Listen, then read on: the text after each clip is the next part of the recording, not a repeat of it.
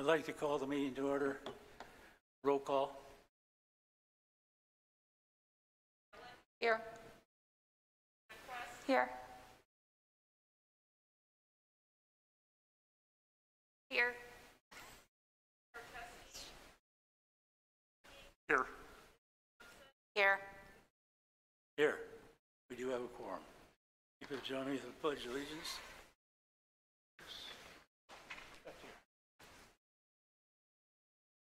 I pledge allegiance to the flag of the United States of America and to the republic for which it stands, one nation, under God, indivisible, with justice for all.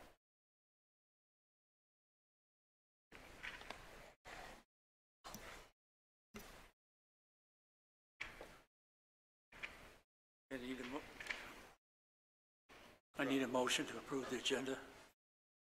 I'll make a motion we approve the agenda as presented. A second. I'll second. All those in favor signify by saying aye. Aye. Opposed, nay. Motion carried.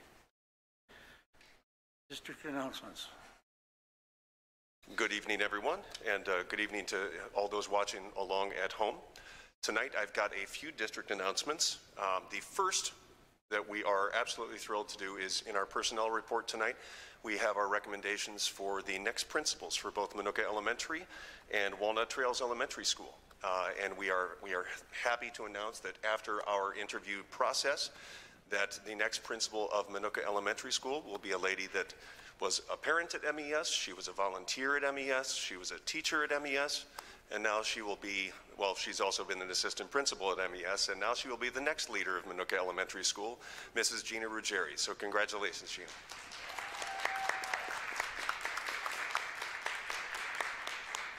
And the next principal of Walnut Trails Elementary School is also a familiar face to those at Walnut Trails. She has been a teacher with us for, she's been with us for 9 years, I think. Yeah, but she was a teacher at Jones Elementary and has spent time as an assistant principal at both Jones and now full-time at Walnut Trails. And we are thrilled to announce that our recommendation for the next principal of Walnut Trails Elementary School is Mrs. Sarah Monroe.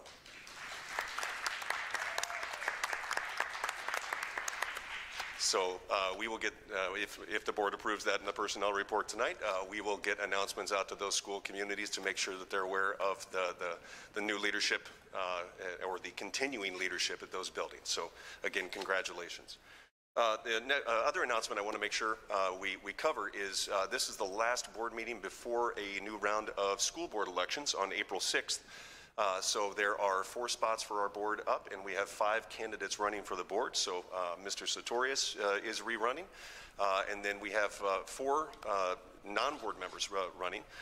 We have Mr. Adam Shainberg, who I think is with us in the audience, but I think he's blocked by a screen for us. So thank you for joining us tonight, Mr. Shainberg. We also have Ms. Vanita Voss is a candidate for school board. Mr. Stephen Blount is a candidate, as well as Mr. Ed Cronin, a former board member, is rerunning as well.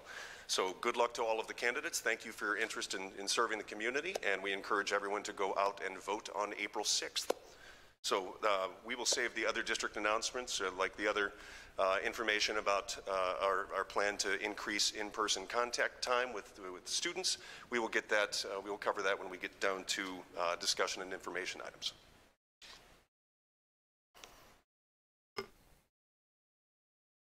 Okay, students of the month.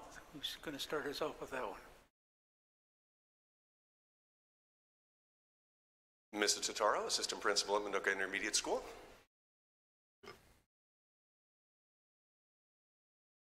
Good evening. The NIS admin team would like to recognize our 6th grade student of the month. For the 6th blue team, we have Shay Freckleton. For the 6th green team, we have Aiden Jacquez. And for the 6th grade red team, we have Olivia Carr. We'd like to thank Mrs. Peterick for putting together the video that you're about to view, which introduces and celebrates our students of the month. Thank you.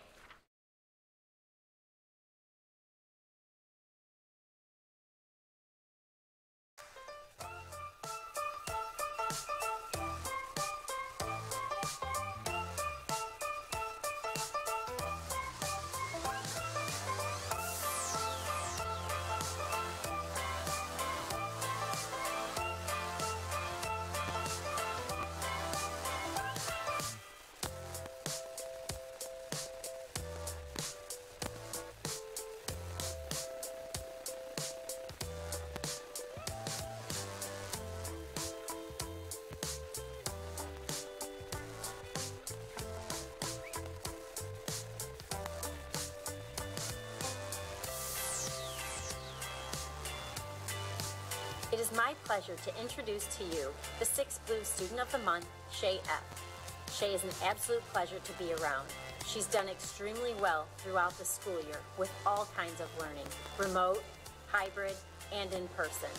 She's a risk taker and will always try to answer questions and participate in class. Her work is always of high quality and her teachers appreciate that. She's always completing her work on time. Shay is a very kind student and is an absolute pleasure to work with. Thank you to her family for sending such a wonderful student our way. We love working with her, and we are glad that Shay is a part of the 6th Blue family. Congratulations, Shay.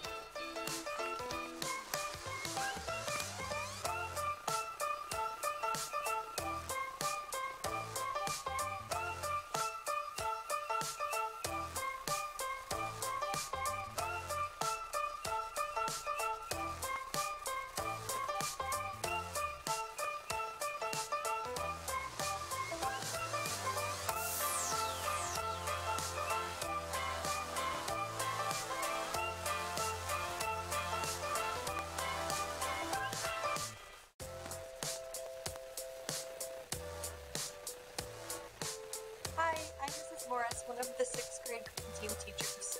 We are happy to announce the student of the month for March on the green team is Aiden. Throughout Aiden's remote learning experience, he has consistently demonstrated the 3 R's, being respectful, responsible, and ready. Aiden is always polite and respectful when he's talking out in Zooms, when he's participating, and when he's writing emails to his teachers. His positive demeanor and his attentiveness during Zoom sessions set a wonderful example for his peers and for all students at MIS. Aiden is always early to Zoom sessions and completes high-quality work for all of his classes. We are lucky to have Aiden as such an excellent role model on the green team this school year. Congratulations to Aiden for setting such a great example for other students and for being chosen as the green team's student of the month for March. Congratulations, Aiden. We're very proud of you. Keep up the good work.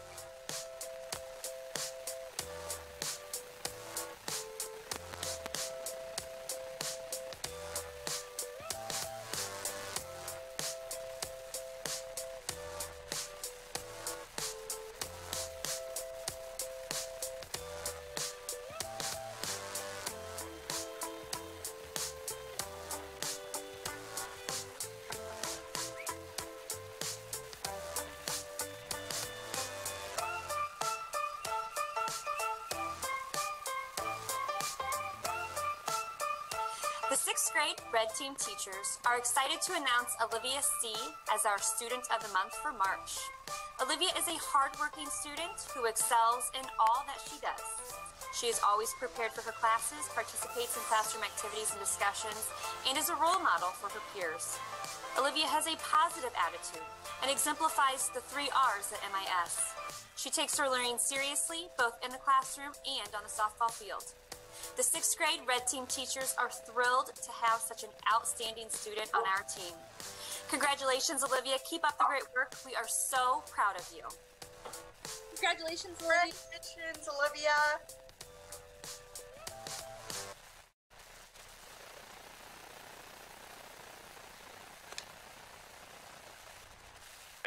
There we go. Thank you to the staff of MIS for putting that together, and congratulations to the students on all of your hard work there. Is someone coming up for the junior high school? Mr. Gensler?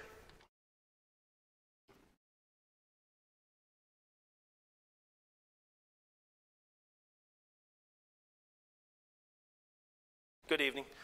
Minooka Junior High would like to present Students of the Month for Brooklyn Brass, 7th grade Science, Ryan Hogue, 7th grade Social Studies, Jillian Alsip, 8th grade Fine Arts, and Antonio Encinas, 8th grade Social Studies and Science. We would also like to thank the teachers, their parents, as well as MJHS administration for all their hard work on this. And we also have a video which has a little bit of everybody from the school giving their thanks to the students for all their hard work during such a tough year.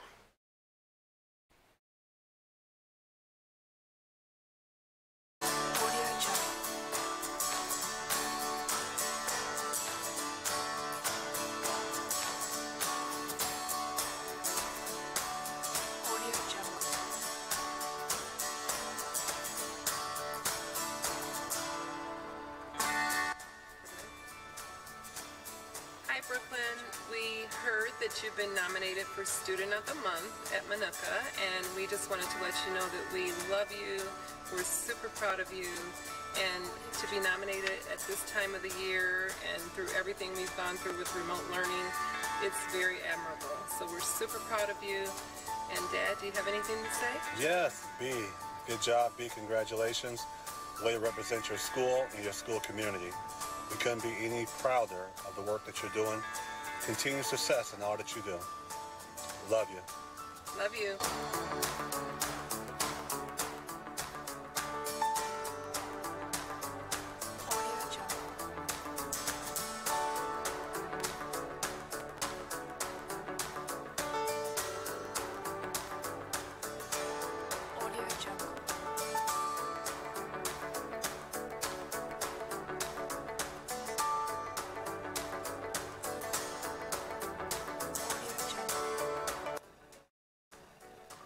Hi, my name is Kelly Hogue. Thank you for choosing my son Ryan to be Student of the Month this month at Minooka Junior High School.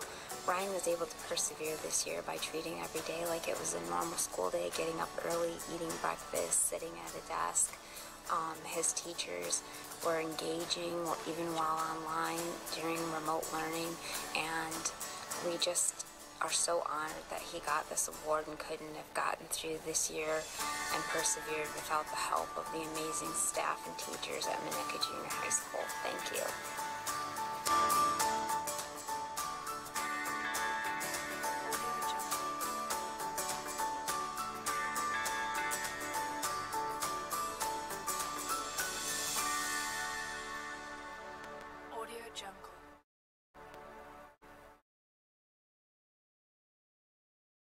Hey Jillian, Dad and Mom here to say congratulations. We are so proud of everything you have accomplished this year. We know it's been rough for all the kids, but you haven't let it stop you from achieving everything you've set out to do. We know you've always been a great kid. We're just happy to see other people recognize it. Congratulations, and we love you.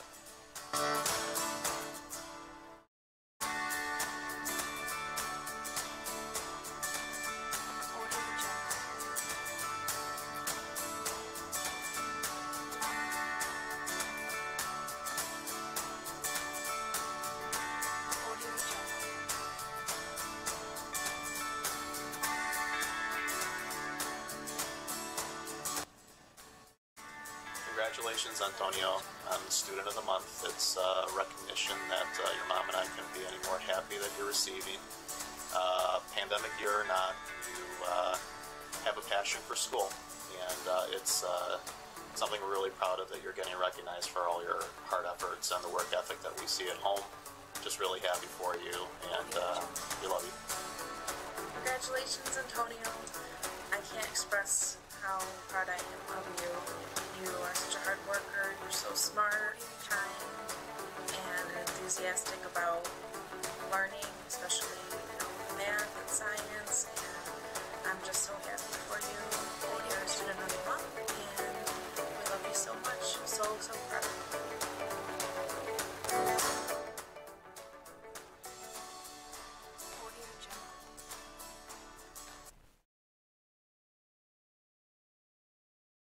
And as before, thank you to the staff of the junior high school for putting that wonderful presentation together. And more than anything, congratulations to all of our students of the month. Congratulations for embodying what being a good student is at Minooka. So for all the MIS and junior high students of the month, congratulations. We do have one public comment that was submitted for me to read. This is from Rich and Katie Kucher. Dr. Mon and 201 board members, we do not support the plan to return to school full-time after spring break. The current plan of being at school 5 days a week, 4 hours a day is a great option to finish out this school year, especially while we are still under restrictions from the ISBE and the IDPH. We do not believe that it is in the best interest of our children's emotional or physical health to be asked to wear a mask for more hours each day.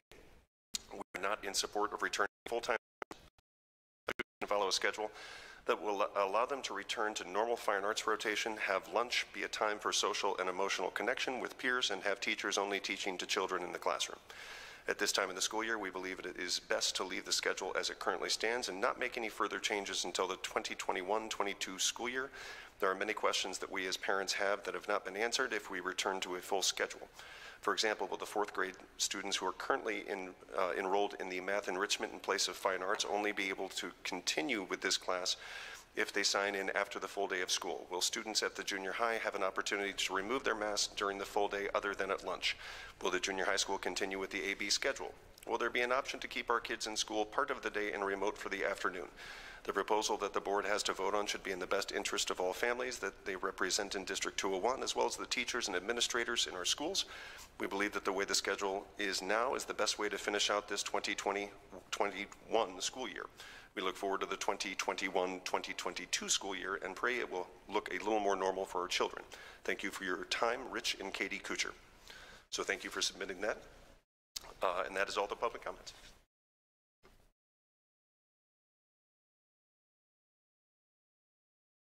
Okay, let's move on to the consent agenda. The motion to approve the consent agenda. I'll make a motion to approve the consent agenda as presented. Is there a second? I'll second. Roll call. Mrs. Thompson? Aye. Mrs. Conquest? Aye. Mrs. Allen? Aye. Mrs. Fisher? Aye. Mr. Skorzynski? Aye. Mr. Sartorius? Aye. Motion carried. Congratulations, Principal Ruggieri and Principal Monroe.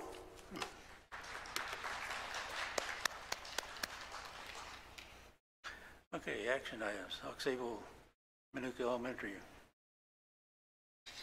fiber circuit. Mr. Souza, do you have anything to present on the fiber circuit?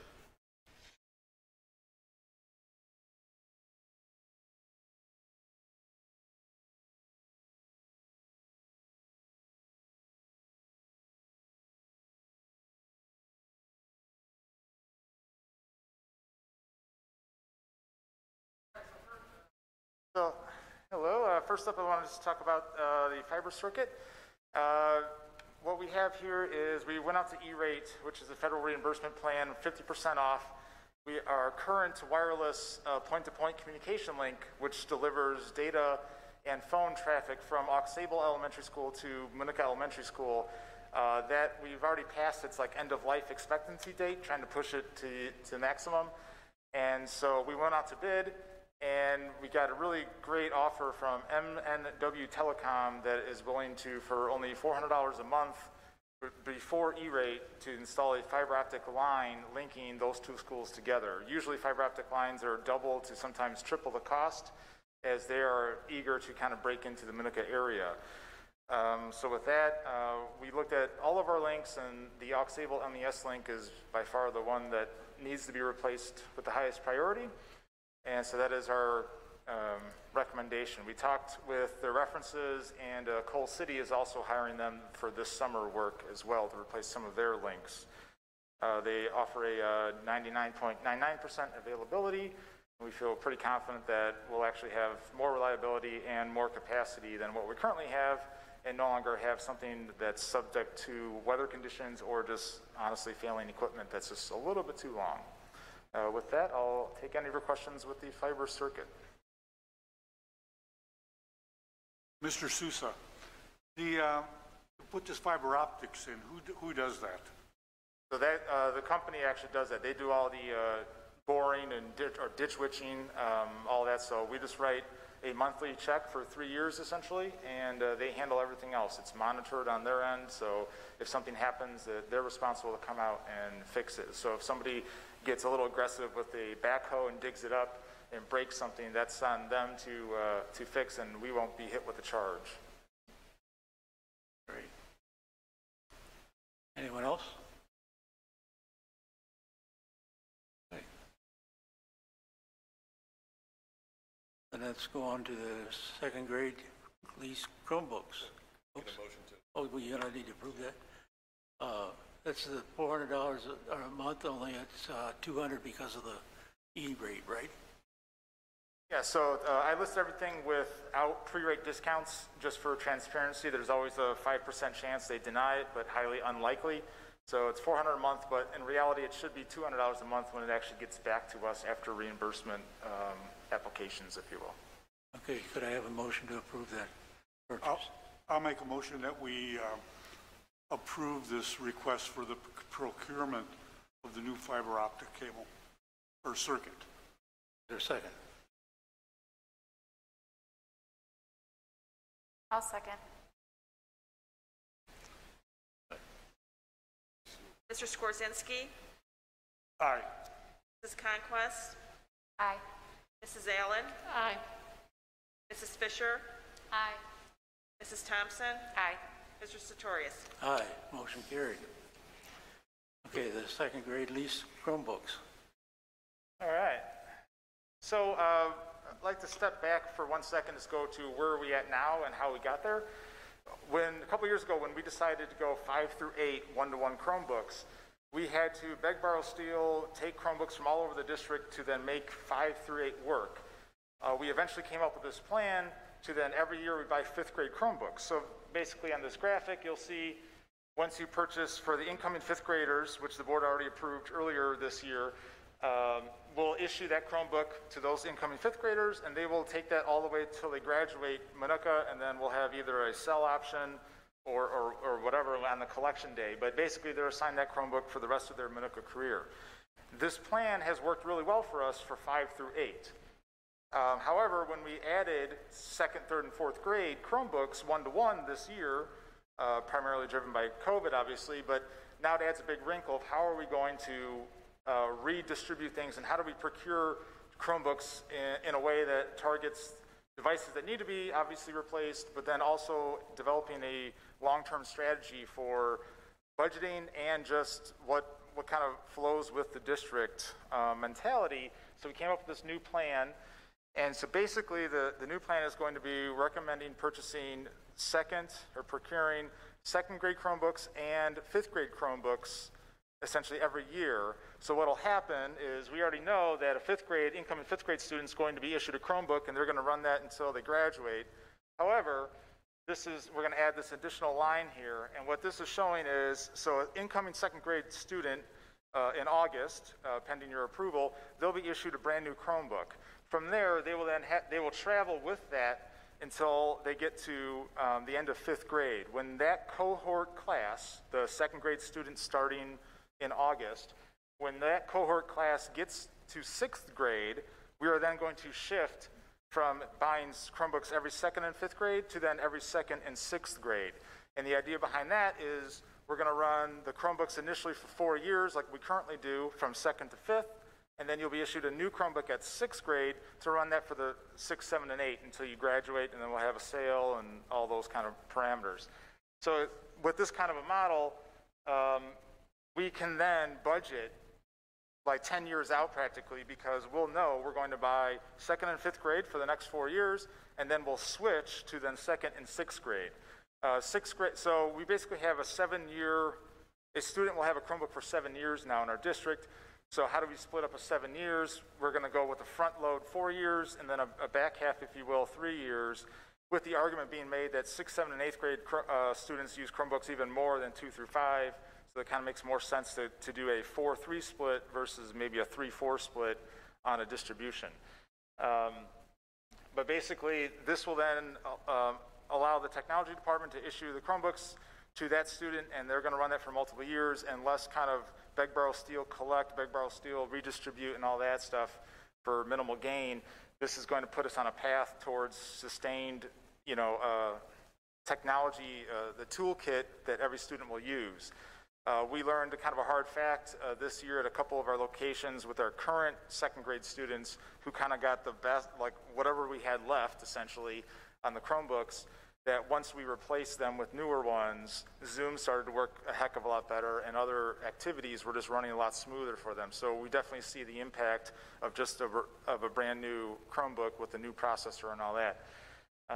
So essentially, that's the recommendation of the plan. The tech department's been working on this for a couple months, honestly, trying to juggle what is the best way. We need to bring Chromebooks in, but we don't want to kind of surprise the board with a huge purchase and then nothing for a couple of years and then a huge purchase. This way, it's just a sustained, something that the business office and myself, we can plan for, budget for, and just do it right, essentially, since we're committed now to 2 through 8 Chromebooks and one-to-one program. So with that, I'll take your questions. I have a question. Are these second graders going to be taking the Chromebooks home? Yes. All of our one-to-one students will be eligible to take them home just as they currently are now. And so basically K through 8 could be taking their devices home now and next year. So what is our breakage that we've had this year? Well, this year obviously is a little bit of an anomaly with everything, but we've seen, honestly, the younger grades tend to handle their Chromebooks a little bit more effectively, or maybe their teachers have instructed, or they follow the rules a little bit more, maybe perhaps, at the younger grades. But we also issue carrying cases, essentially, for all grades. They either get a case or a clamp-on shell to reduce the damages. As far as we're already one-to-one. It's just now we're just trying to replace the worst machines, but also put us on a plan for sustainability instead of just random, like, let's upgrade Jones 3rd grade, Aux 4th grade, and Walnut Trails 2nd grade, but MES just gets the short end, and we just wait on them another year. This way, it's a consistent message across the district. And to clarify, I think, Ms. Fisher, what your question is the damage of the devices. According to Aaron, the devices in the K2, 3, and 4 are getting damaged less frequently than the 6th, 7th, and 8th grades. So therefore, we believe that they'll last the 4 years of the younger grades as opposed to the older grades, occurring more damage at that time. Anyone else? What, with the 3-year lease for the second group, then would those Chromebooks go to be like loaner replacements with that final year of the 4-year lease? Yeah, great point. Yeah, so at the end of the 3-year lease, when we get to that point, that's going to be in like the summer of 28 or something. But when we get to that point, we're always going to need loaner spares, or perhaps teacher aides and other staff that run around the building that don't normally get issued like a full-blown teacher staff laptop. We always have a circulation, but again, I think we'll always also have like a public sale or offering of, hey, if you want to buy a Chromebook that we no longer need, essentially, then to recoup some funds that way as well, and to kind of give it back. So, but yeah, we're at any given building, we can easily have 10 or 15 Chromebooks that's like out for either repairs or reconfigurations, whatever. So we can easily distribute 30 to every building very quickly, and still need more. So. Anyone else? I need a motion then to approve the costs. It comes out to $31,382 per year over a 4-year term, which is $114,912. Motion, please.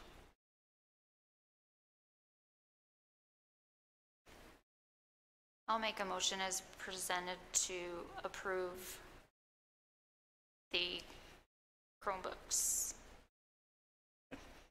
A second.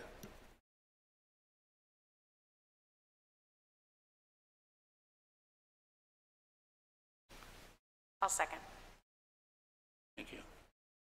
If I can clarify real quick, that you're actually approving a 4-year lease with Providence Capital to procure these Chromebooks. So just making clear that this is a 4-year lease with an estimated cost of $31,382 per year.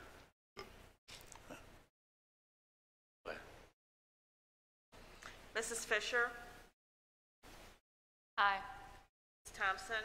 Aye. Mrs. Allen? Aye. Mrs. Conquest? Aye. Mr. Skorzynski? Aye. Mr. Sartorius? Aye. Motion carried. Okay, bus lease bids. We're heavy on leases tonight, so Mrs. Robinson will have the next 2 action items. Good evening. We did a joint bus bid with the high school, as always. So this year we have 8 buses that are coming off of a 5-year lease. So this is the first time since the district has moved to leases that we actually have buses coming off of the lease. And so we are still in need of all 8 buses. So we went out to bid just for the 8. We're not adding anything additional. So 3 bids were received. As you can see I think it's in your board packets. The lowest bidder is Central States Bus at $13,260.16 per bus per year. So with that bid, Central States provides a full bumper-to-bumper warranty for the entire term of the lease. And with that, our mechanics are actually able to perform the warranty work. So this allows us not to have to go out, send the buses out, but we repair them on site.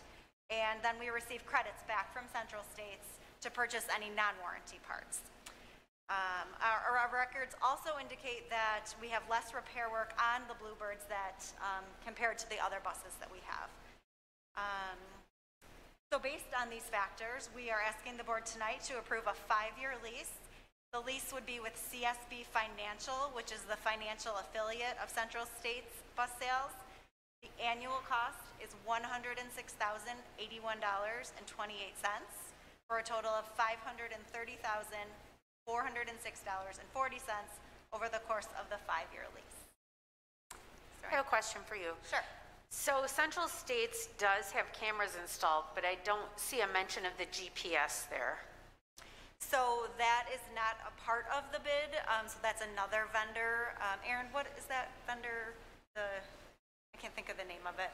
But that's on all of our bids, or on all of our buses, and those will be installed after. But the bid specs do not have that included.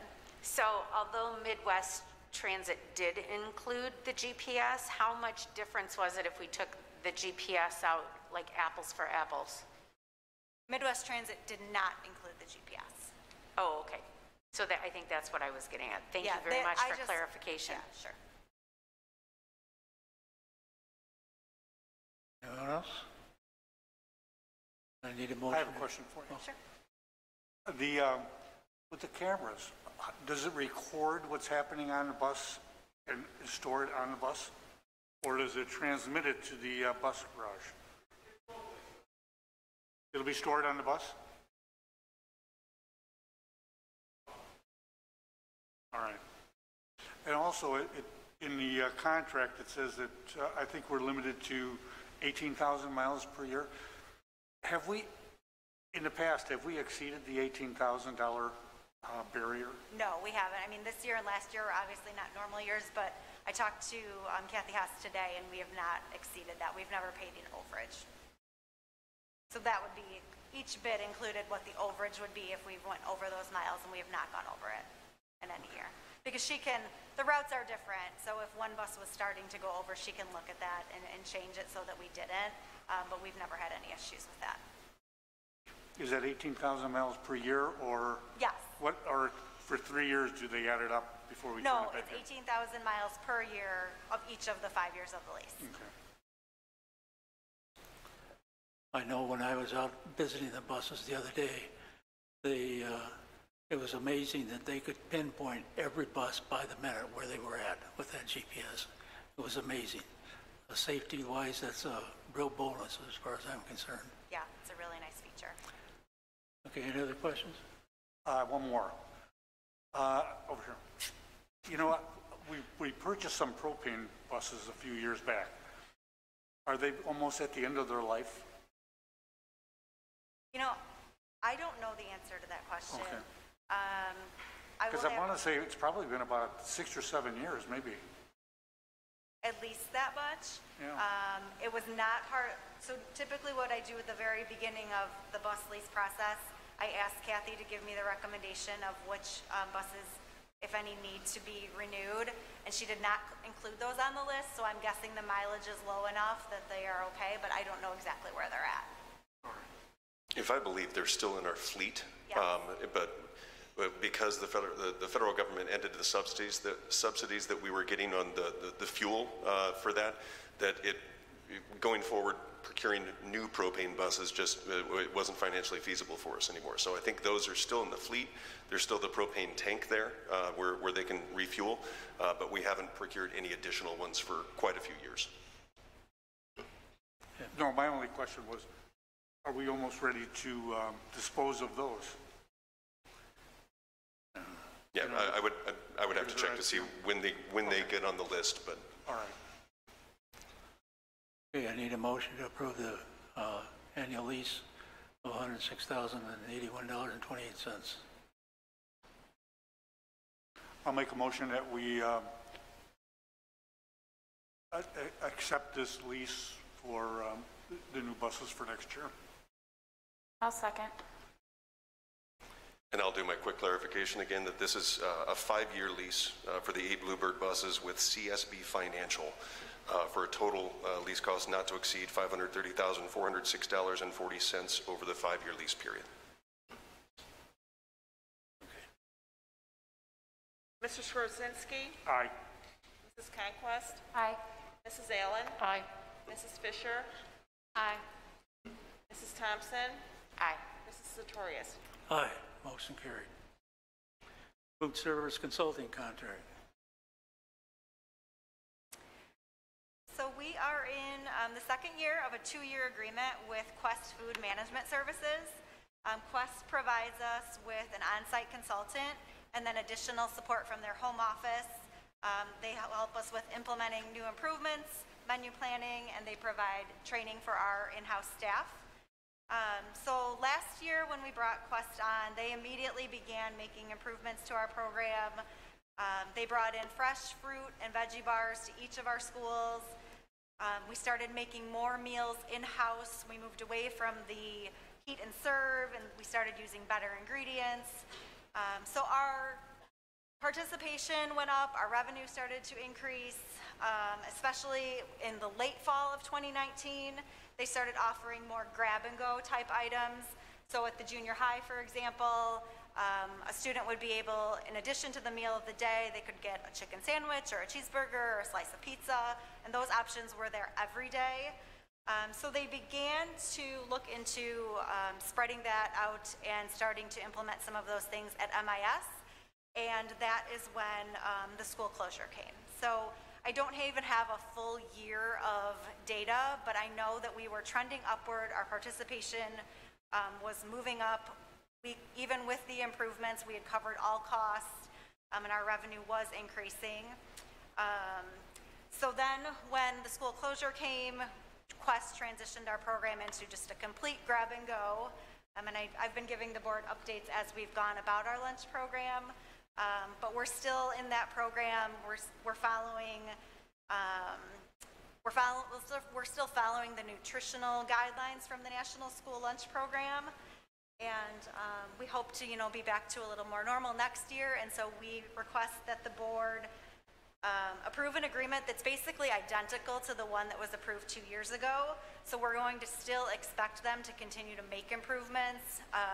One of the big things that we wanted to see were more options. We want to go back to that, again, continue to use the fresh ingredients. And so we are asking tonight that the board enter into a new 2-year agreement. It's the identical agreement, again, with no cost increase.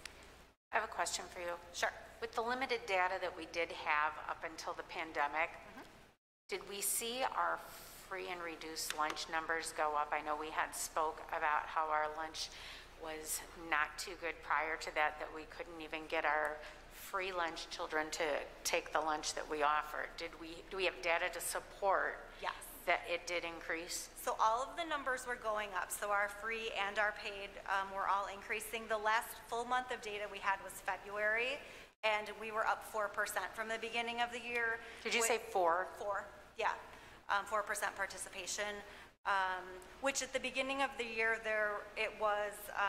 we saw a little dip. I just think with the newness of the program, just trying to get the word out there that we had changed. And I think we were still doing that. I think a lot of people didn't even know there was a new program.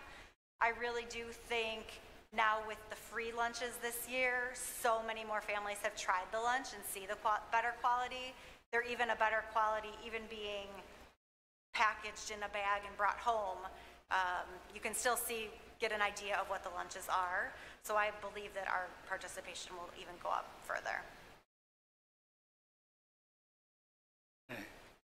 So what is the cost to the district? The cost to the district in the contract is $2,000 per month for the 10 months, so it's $20,000 per year. And then in addition, we pay the salary and benefits of the on-site consultant.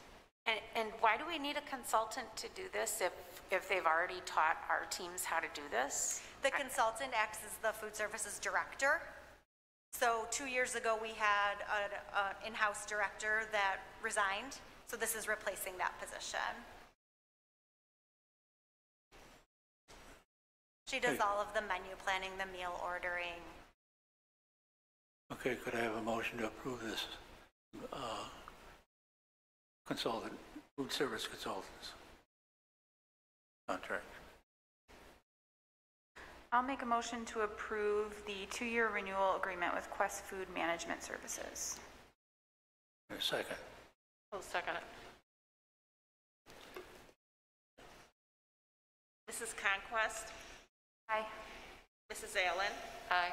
Mrs. Fisher? Aye. Mr. Skorzynski? Aye. Mrs. Thompson? Aye. Mr. Sartorius? Aye. Motion carried. Okay. Information items. Increasing the person instructional time. Yes, the continuing hot topic of our 2020-21 year. So at the February board meeting, we brought you the final plan on getting kids back to 5 days a week for 4 hours a day. And we said that this month we would bring you back our best recommendation on how we go even further. We get much closer to full days, and clearly that is bridging the hurdle of lunch that is has been a problem for most of this school year with the guidance that was out for schools to follow. So our teams got back to work, and they continued to collaborate with the staff in their buildings. And so this evening, they are prepared to kind of walk you through and respond to any questions that you have. But we are ready to bridge lunch, especially after we received updated guidance last week that removed the 50-person cap in school, which allows us to fit more people into our cafeterias and lunch spaces, which provided our schools a lot of breathing room when it came to fitting the kids into the big spaces for lunch. So I will do a real big picture summary and then ask representatives from each of the grade levels to come up and kind of walk you through some of the finer detail points about how it would be implemented at their level. So we are hoping to get back to an almost full day. At our campus, it would roughly go from about 7:30 to 1:50, which, while that is actually a slightly shorter day than we would have had in previous school years, the way, at least, especially at the junior high, the way that they're blocking classes actually gets more instructional minutes in this one, about 40 more instructional minutes, I think, than we had in prior years. So I believe they would still be remaining in their the block schedule, which does have A and B days, because we're trying to limit the amount of time that the people are moving throughout the building. And it also, they're eliminating, I believe, the study hall in this version of the schedule, really to try to focus and maximize the amount of instructional time the kids get while they're in the building. MIS has always been a hybrid of 6th grade looking like the junior high, while 5th grade resembles more of the elementary style. So I think as they can answer at MIS, the teachers will still be pushing into classrooms rather than trying to have students rotate throughout the building, especially in 5th grade. 6th grade clearly looks a little bit different as they have to go to science labs and things like that. Elementary schools would be going from roughly 8:30 till about 2:50, again, leaving a chunk of time at the end of the day, and they can speak to what the teachers and staff will be doing during those chunks of the day. Minooka Primary Center already has kids back 5 days a week, and they have 2 different sessions going, so I don't believe that we anticipate any further changes there. So with that, I think I will ask the junior high school to come up first to try to get to any of the other details that my summary didn't cover. As the junior high is coming up, just to reiterate some of the changes so that way they maybe can answer some of your questions while they're up there. The biggest challenge that the junior high has that's a little bit different than the other buildings is lunch, and that's been the ongoing concern with the size of that building, again, displaying the need to really increase our usable space for our 5th through 8th grade students. But that's been the biggest challenge there. So I know that they're going to talk about that. on how they've had to address that. But as far as the instruction, again, the increase in minutes per day, but then also using that blocking format, which allows for that effective use. And then a slight change that'll happen with the remote learning time, but very minimally affecting them as far as to the amount of time that they will have with their teachers. So. Hello, everybody. To lay the groundwork, I think I'll give you a kind of a snapshot of what we're currently doing so that you can compare it to what we're proposing. Currently, our students have 53-minute classes, and they're going to 4 classes a day. They have language arts each day, 8A and B day. They have math each day, 8A and B day. And then they have science, social studies, fine arts, and PE on one of those days, but not both. Our extension times in the afternoon total about 100 minutes. That's approximately 25 minutes per class. In all honesty, the attendance rate at those extension times isn't what we'd like it to be, which is one of the considerations that we took into play when we developed our schedule that we're going to propose this evening. Another thing to consider is that every single space in our building is currently used in full capacity. We have 24 desks minimally in each of the classes. Some of those aren't at full capacity. Some are at full capacity and over. We have some classes, a couple of classes that 27 desks, 28 desks currently. We are doing the best we can to socially distance in those classes. It is by no means 6 feet. It's not 5 feet. It's not 4 feet. Quite frankly, it's usually 3 or 2 feet, depending on the classroom setup. But they are distanced apart as much as we can with the number of students that we have returned. We have combined, as Dr. Mann referenced, the new changes allow us to have more students in a given space as long as they're wearing their masks and are 3 feet apart is the guidance.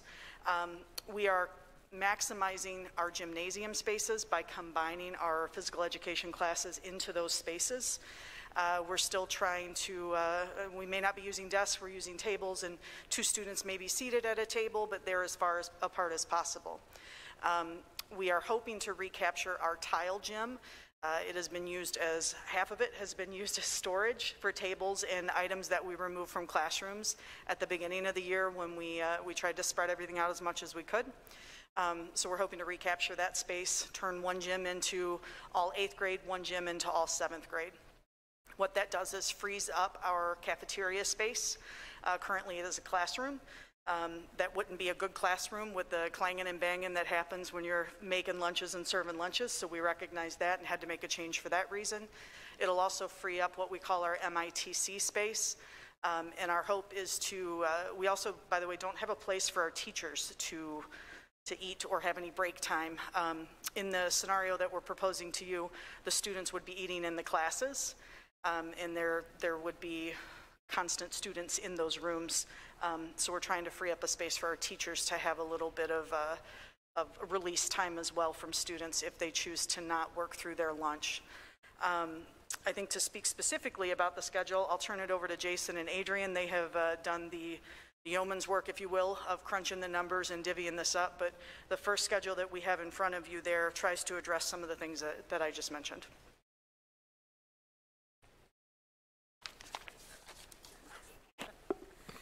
Good evening. Mr. Finkelstein, we did our best to get the tallest microphone we could. I appreciate it. So that's as good as we get here. Honestly, this is one of the best microphones I've used. Thank you for that. So as Ms. Massey was saying, currently we're in 53-minute blocks. The schedule that we have proposed is taking us from 53-minute blocks with that 25-minute of extension time and moving our block classes up to approximately 75 minutes per class. We have spoken with our staff a little bit, and we'll be providing some training, if this is the route we went, on how to effectively teach for the span of that 75-minute block. Much of the initial talks with the teachers is rethinking how we utilize the study hall instead of as a separate period, taking that time and breaking it within the blocked classes in that time that we're already in there. And then, of course, juggling how we're going to utilize that time to also meet the needs of the remote learners that aren't within the building. In this structure, we are eating during the Block 3 class that you can see, so you can see that there are 30 extra minutes in each one of the Block 3 classes. That would allow us the time to eat within the classrooms. Kind of as Ms. Massey has alluded to, in a typical year, we'd fit about 320 students in the commons of the junior high. That is absolutely packed. This is not a typical year, so with the desks that we have situated in there. Our custodial staff has set them up every which way. I think the most we can get is about 64 in our gym space. Would not allow us enough hours in the day to feed the kids that way. So we would definitely be looking at utilizing the classroom space as distant as possible for our lunch service, with a dismissal time at 1:50 p.m. The reason for that is it would allow our teachers a combination of their prep time as well as some time to focus on the remote learners' needs and get those students off the screens at a time that gets us as close to full days as we can with the restrictions of the current schedule. In order to put that teacher prep time back within the school day, we would be looking at schedule changes for the students, which was honestly just something we weren't considering this late in the school year. Any questions for the junior high? Oh. Sorry. One thing that I just wanted you guys to note is if you take a look, you'll see a little bit of minute differential between the 7th grade and 8th grade. That's to help our stagger so that we don't have more than half the kids traveling within the building at any given time. You'll also see at the end of the day for 7th grade, we recognize that we have more car traffic coming on campus between us and MIS. So we've buffered that block so that kids are not losing instructional time with their teachers for that, but we actually have time for release so the traffic can kind of leave campus a little bit early too. Questions? I have a question. For the lunch, students reading in the classroom, and then how does the teacher supervise that and or have their 30 minutes of duty-free lunch?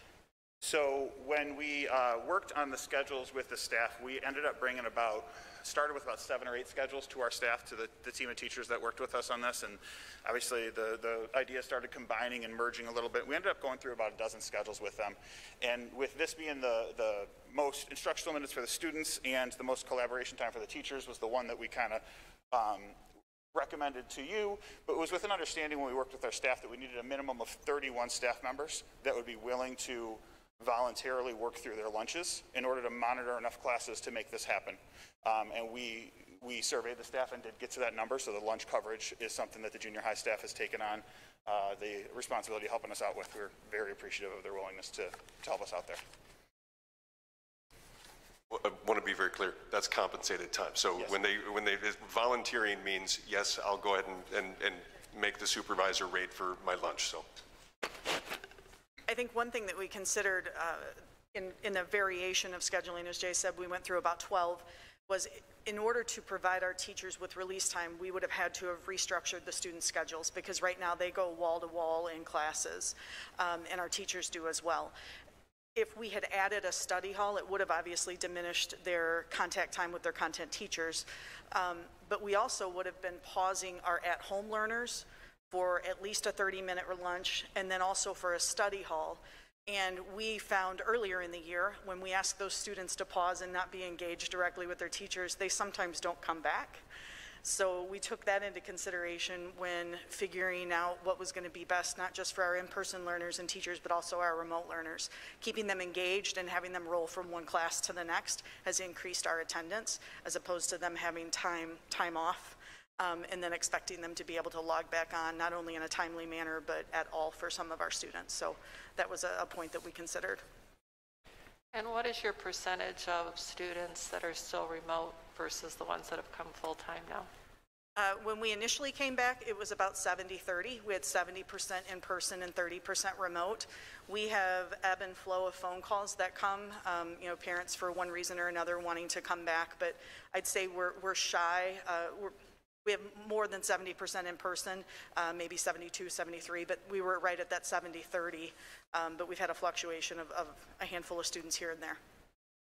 And do you anticipate that might go up when we go to full day? So if we look at the trend of what had happened, everybody increased elementary and MIS this last time. We did as well.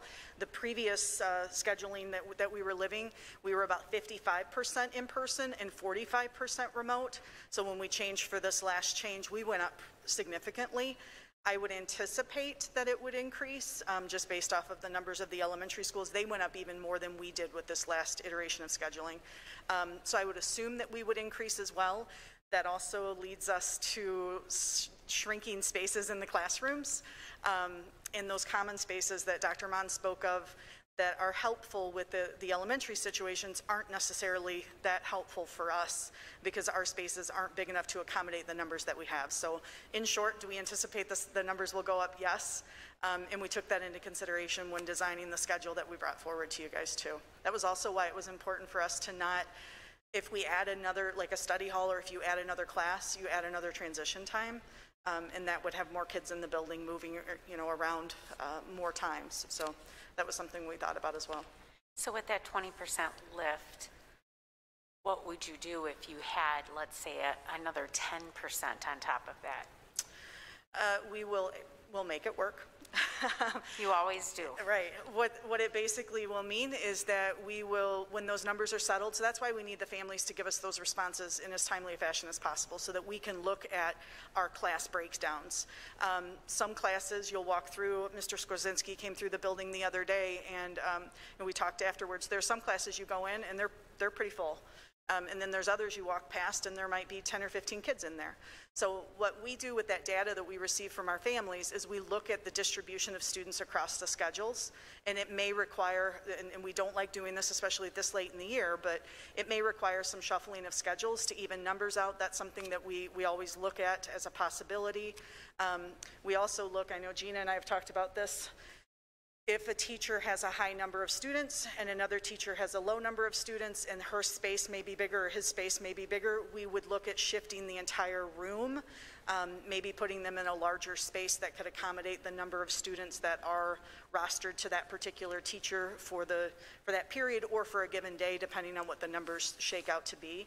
Ultimately, in short, the answer is those desks go from this far apart to this far apart. And we just simply get the desks in there as safely, apart as possible. We really appreciate all you've done. Absolutely. Thank you. So another question I have, and this kind of just goes in general for everybody. We're planning on doing this beginning when? So, I was going to kind of wrap with that. So our school buildings would be ready to implement this when we return back from spring break. If the board, kind of gives us the green light to move forward with these plans, we would, again, offer parents the option to tell us they would like to come back from remote learning one last time here. So we would get something out to parents today. With that in mind, the schools would have a very limited number of days with which to make further changes. So we would be recommending to the board that we convert April 6th, which is scheduled to be the first day that we come back from spring break, convert that into the 5th planning day that the state authorized us to have, so that buildings can have at least one more day to plan for a potential influx of more students, and then bring students back for this increased time beginning on Wednesday, April 7th. And you all feel that that's enough time to be ready to go? I mean, that's to anybody, any of the buildings. I will speak for us all, and please correct me if I'm mistaken, everyone. I think what's most important for us to be able to pull this off is to get that piece of information about how many of our community members are coming back. And that is vital for us to be able to move forward with our planning for a change of scheduling and a return of possible students. We've talked as administratively, it's tight. To be frank, like there's a lot of things have to happen in that time frame, but that is the most important piece of information that we need to be able to execute this by the return of spring break. That day of returning from spring break and then having a planning day allows our teachers time to digest what may or may not have occurred prior to break, knowing that we only have 10 days or so before that actually occurs. I don't want you working over spring break. Neither do I. You guys need a break. Does that ever happen? One thing I just want to make a comment on is we're parents, we're community members, and we hear a lot of the mumbo jumbo that goes on, and I've been hearing lots of scatter that the board has directed this to take place.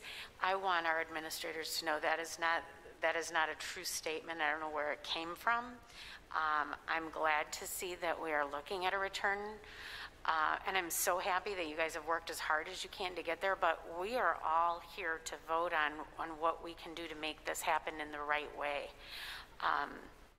You know, we don't want to be the don't shoot the messenger. We want to make sure that we're doing the right thing for our community, for our parents, for our teachers, and for our administrators. So it's very troublesome when I hear things in the scuffle that this is coming as a direction from us.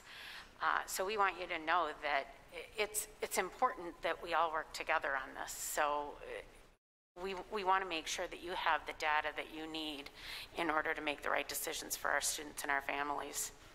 And I think us being able to present to you this evening our options, our ideas, our proposals, what's vital, what we hear from the families is they need to know what move we're going to make before they make their decision to tell us what move they're going to make. So by presenting this to you guys this evening and getting your feedback on that, that allows us to clear up some of the minutia, if you will, of our planning, to be able to share that with the families so that they can decide what's best for them and their families.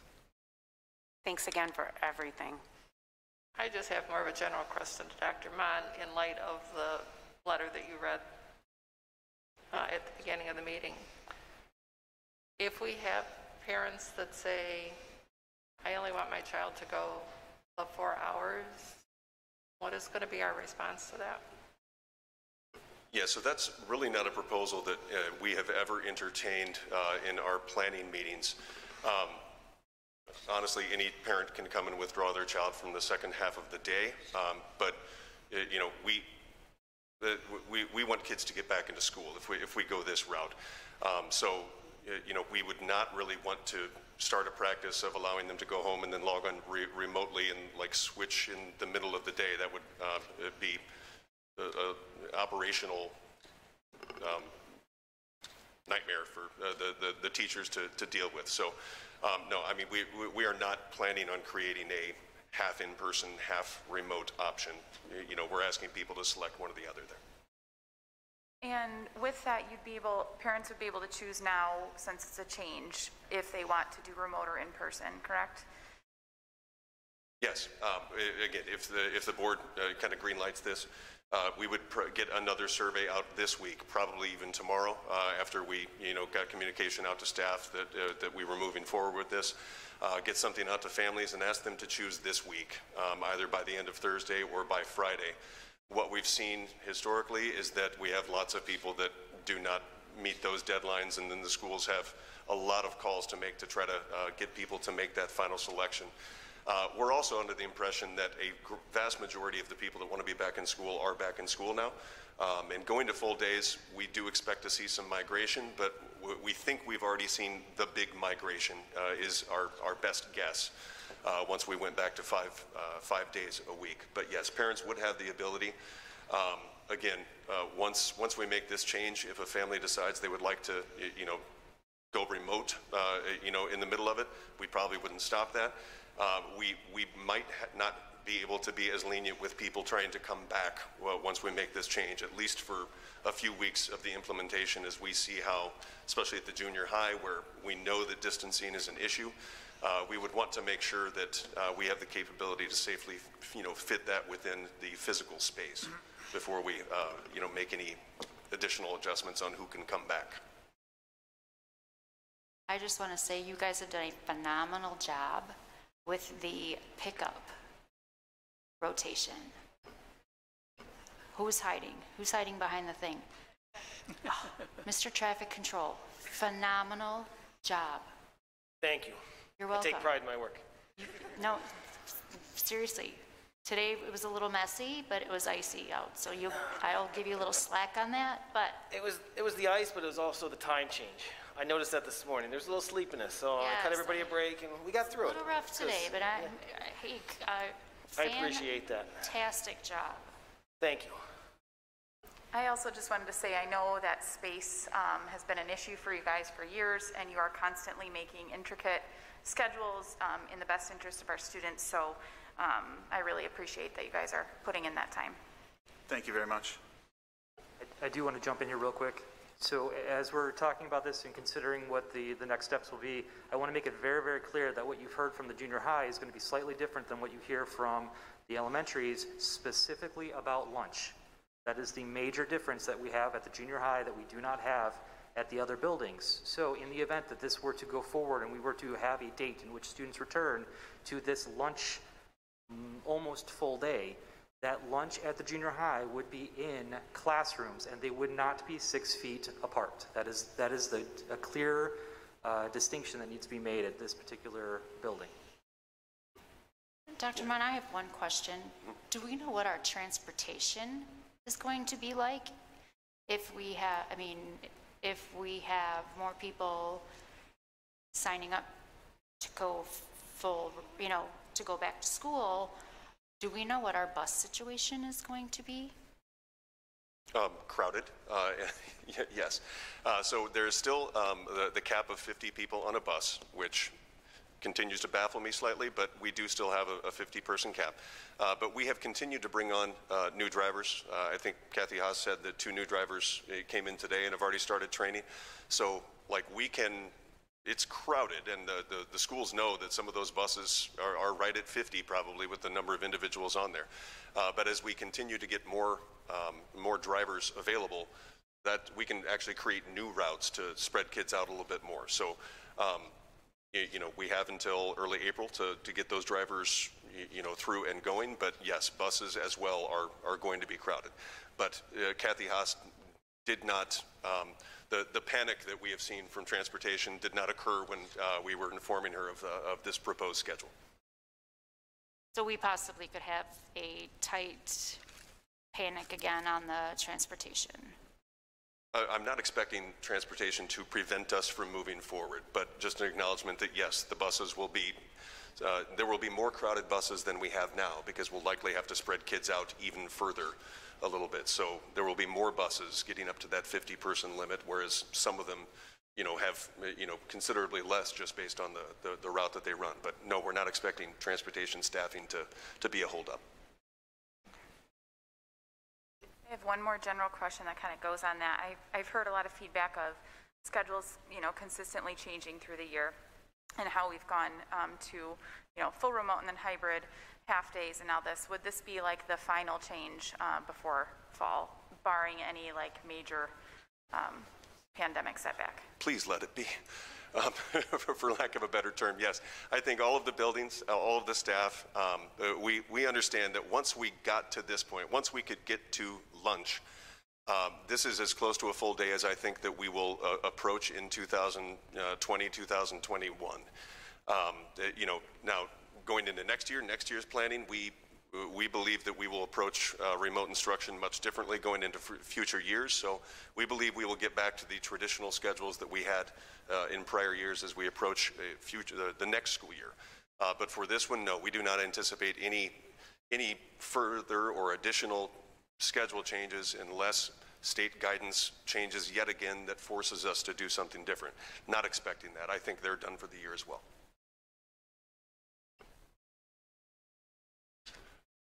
I would suggest we ask Mrs. Pekel or the Minooka Intermediate School to come up and address how this longer day will look at MIS.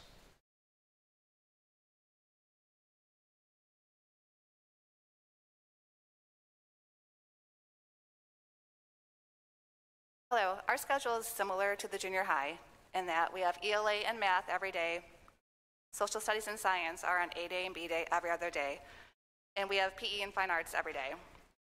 Majority of our students are staying put in our classrooms and our teachers are on carts moving to the students. Some of our smaller populations of kids are moving and now our students are moving for band as well. Last time we made a change and came back 5 days, we moved to 9 classrooms in our building to larger spaces to gain more social distancing. We currently have 115 desks set up in our commons that are 6 feet apart for lunch and about 180 desks set up in our gymnasium that are also ready for lunch, 6 feet apart. So we can serve lunch outside of the classroom. From 1:45 to about 2:30, our core teachers, once our students are dismissed, will be meeting in small groups with our remote students. So very similar to what they have, a little bit different in that we're moving our kids for lunch.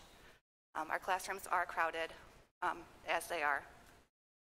you guys have any questions about what we're doing? I would say the slight difference here is that because they're pushing in, teacher prep time is accomplished during the school day. That is so the yeah, difference. they didn't need to push that after school.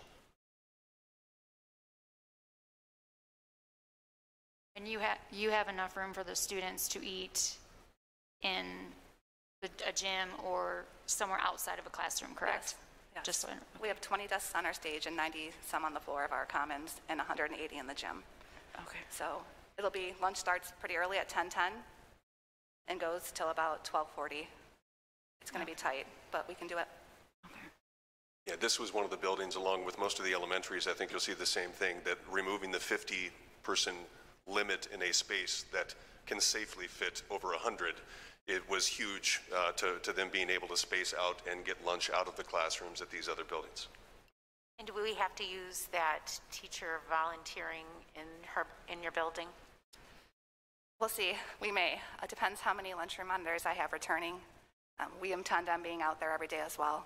So I've asked my teachers potentially to volunteer if we need coverage help. Thank you for everything you've done.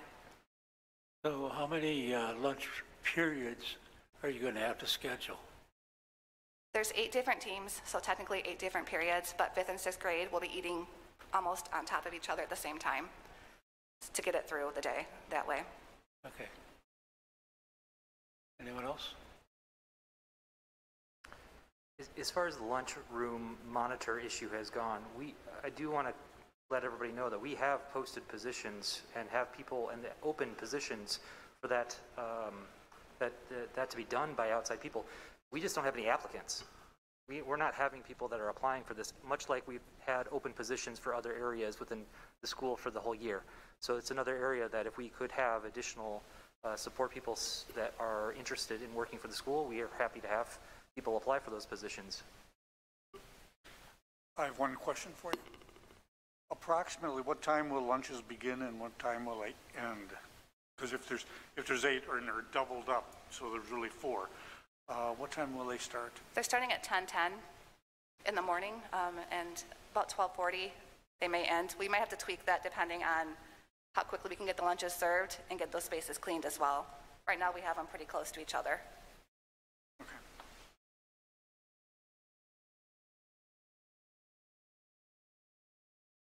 Okay, thank you very much, ladies. And then whoever from the elementary level wants to come up and chat.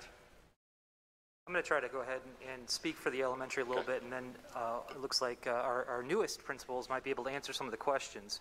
Just to summarize a little bit of the conversations that I know they've had and the planning that they put together among the 4 buildings. So their schedule is going to be somewhat similar to what you've heard before. With their planning, they're going to start at the normal time period. They're going to be ending at 2:50. Some of the major changes that will happen, and ladies, I know you'll correct me on this. Some of the major changes that will happen is fine arts will be a pushed-in model, so it will be in the rooms with the pushed-in model. With that, there will be additional breaks for movement and mask breaks with our youngest learners, of course. And then, of course, with the lunch, they'll be beginning lunch at 10:30 in the morning and finishing by 1:30. But again, with that 50 limit being removed, they have an easier ability to push more students or have space for more students within the actual eating spaces or common spaces for use with lunch. I think I did my best to summarize what we've talked about, but feel free if there's something I left out. Thank you. Yeah, so we are on board with the shorter day as well. We feel that we are able to get our fine arts to push in, like you mentioned, into the different classrooms. We think PE on nice days would be able to get outside with their different classrooms. We have it set up so that we are still able, even though we have a few of those double classes, we'll still have coverage with our part-time PE teacher, because those tend to be in the morning, like at MES when the part-time teacher is there. Each building has lunch a little bit different. I could speak about MES, and then Mrs. Monroe can speak about Walnut.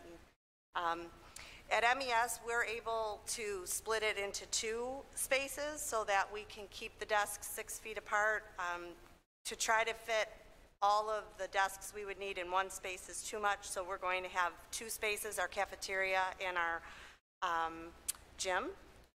And then at Walnut Trails and Jones Elementary School, our cafeterias are a little bit smaller, especially at Walnut Trails. So we're able to utilize our gym, still get 6 feet apart, and we can fit our biggest class size if all of the students return would be 117. And so we are able to fit 117 kids 6 feet apart. With only having that one space versus the two, we're able to minimize the amount of coverage that we need to help the kids and to make sure that we're fully covered in that situation as well.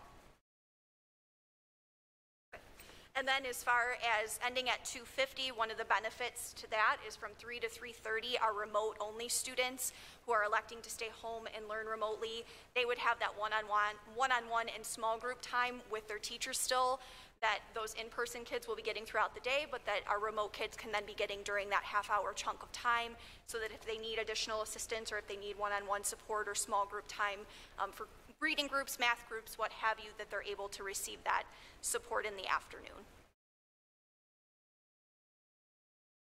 The other benefit we find with ending the day at 2:50, this one is a big benefit for our youngest students, of course. Right now, as you know, our classrooms are not looking like a traditional classroom. You know, the students are not working in their nice cooperative groups like we've done, you know, like we want to get back to at this time. So they are wearing masks. Kindergarten typically has cooperative play at the end of the day, and now we can't really facilitate cooperative play the way it is intended. So by shortening the day, at least we take that out of the equation, and our youngest students, our 5 and 6 and 7-year-olds, are able to have just that little bit. It's not much, but it's a little bit of a respite from the mask and be able to get home and end their day as well. Lunch would be that 30 minutes, so teachers would still have some time in the afternoon to be able to give the kiddos a break, take them outside and have a mask break and a fresh air break, sort of in lieu of a typical recess. And then obviously, you know, our hope is as we move to next year to get back to a more normal schedule, but this is as close as we think we can get to that. And we feel like ending the day at, you know, a little bit shorter kind of helps us achieve that and still keep all of those points that were brought up in that letter at the beginning in mind. Any questions that you guys have about the LMs? Yes, I have some. Sure. When you're pushing in for the fine arts, so the fine arts teacher will come into the classroom, is that a prep time considered then for the teacher, so she may leave and do whatever she needs to do? Yes. The teachers will have designated spaces that they're able to leave, take their computer. The fine arts teachers will come in with their computer, hook up their presentation. Any of our double fine arts will just be PE, so we have somebody covering those double classes so that you're not having to zoom in from a class and handle 2 classes at once, so we have coverage to split that up and manage that as well. Okay, then I guess the other concern that I have, and probably mainly for kindergarten, 1st and 2nd graders, obviously teachers are still going to be teaching remote and in class at the same time.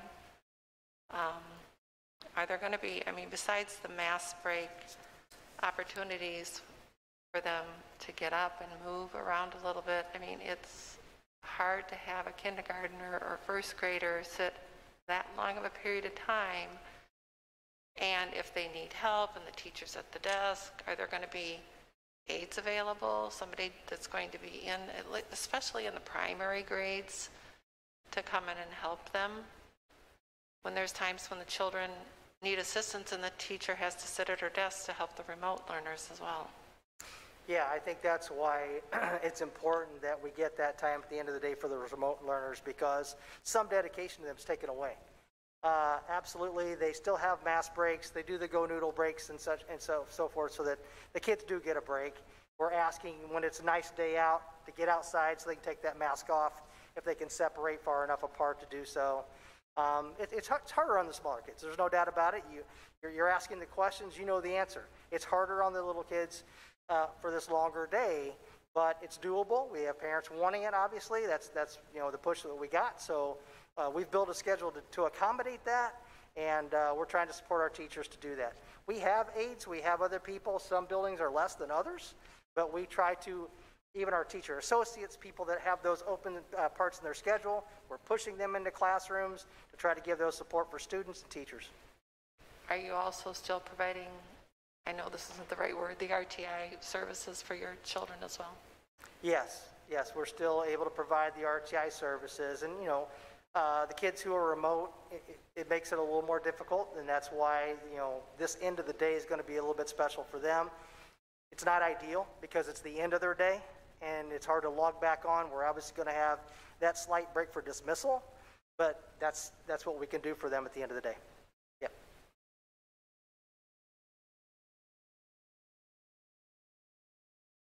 I have a question. Are the children allowed to be playing on the park? At the park? No, so let me jump in and take it. So that is clarified in the updated guidance that we are allowed to use playground equipment. It's just going to require the schools to work through different type of like sanitation before and after, come to a shared understanding of like common equipment, like which traditional playground equipment can they use or not. And this is something that hasn't really been a problem yet, because in a 4-hour day, with having a full recess, we've been focused on the instructional time. So like playground equipment is not off limits in the latest updates from CDC and IDPH, but the schools haven't yet worked that into their operational plans on how to do it. So it's allowed, and we're communicating to them that they can work that in if it's right for the building. But so far, it hasn't been worked through with the staff on how they might implement that yet. And just to clarify, it hasn't been worked through with the staff yet because it's so new. Up until this point, we were under the assumption of what we could do, which is now changed. So their plan that they've presented from last week to this week, it will continue to change as we get more information about what we can and can't do. So while we have the ability now to utilize playground equipment, we're still held to what we have to do in between different groups who are on it. And so that's still another logistical piece that we're going to have to work out that we have not yet had time to get all of that fully because of the change has been so recent. Got you.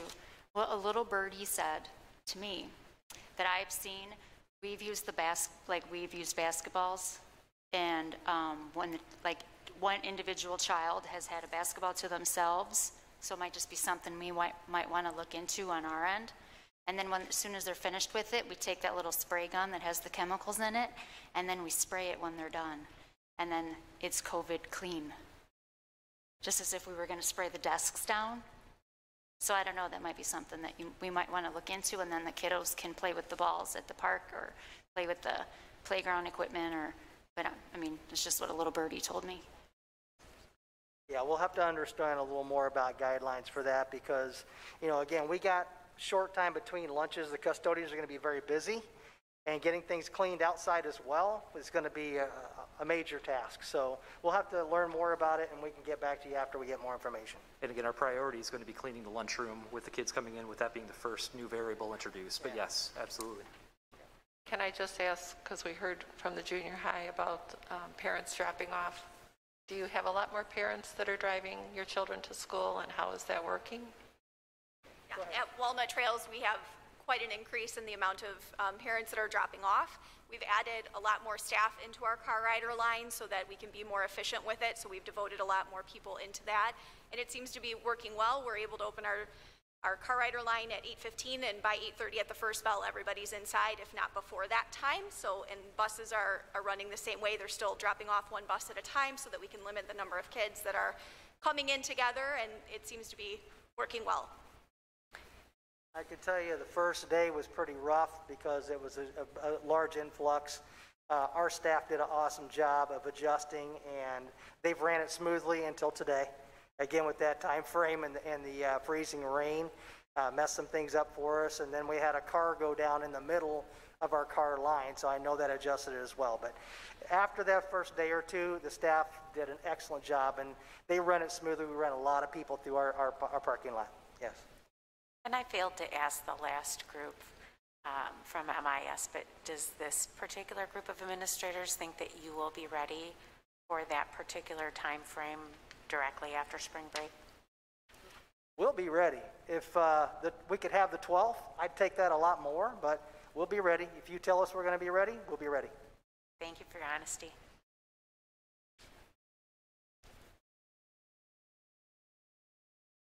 Any other questions for our elementary team? I don't have one for elementary, but I just thought of a question as they were talking that I didn't ask clarification for the junior high, and maybe you guys know.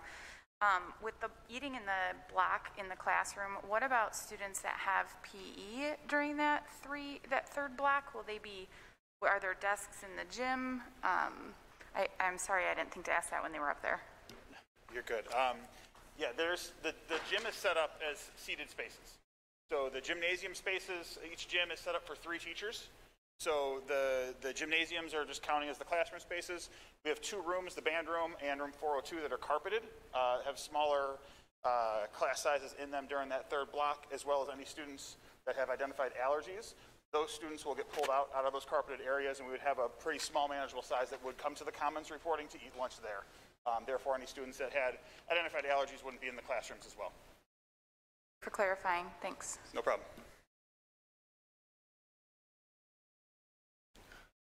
So in summary, as we stated, we would do all year long. We would continue to work to develop a plan to get kids back in school full time when the science was right, when the community spread was underway, or not underway, under control.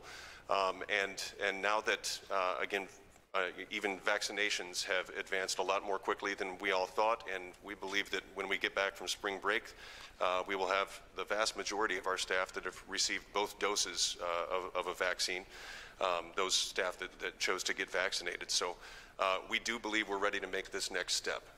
Again, you know, the natural break of spring break seemed like a logical time to do this. As you heard, the buildings would welcome an additional 4 days to plan and prepare if the board was willing to delay this until April 12th. If you would like to see it the week after spring break, again, we would ask that we make that April 6th a planning day. If we push this to the 12th, I don't know that we would necessarily need to take that as a planning day. We could probably, you know, continue along with our the 4 days of instruction for 4 hours a day that week, and then implement that following Monday. So. If I could ask a question, all of the filtration and filtering systems that we paid for and that were installed, do we have any data to support that they're working, or measurements of anything? Do we have Mr. Searles available? You basically just segued into Mr. Searles' report tonight. He's got a piece of equipment to actually show the board exactly what's happening. So if this is the appropriate time, Mr. Searle is ready to go.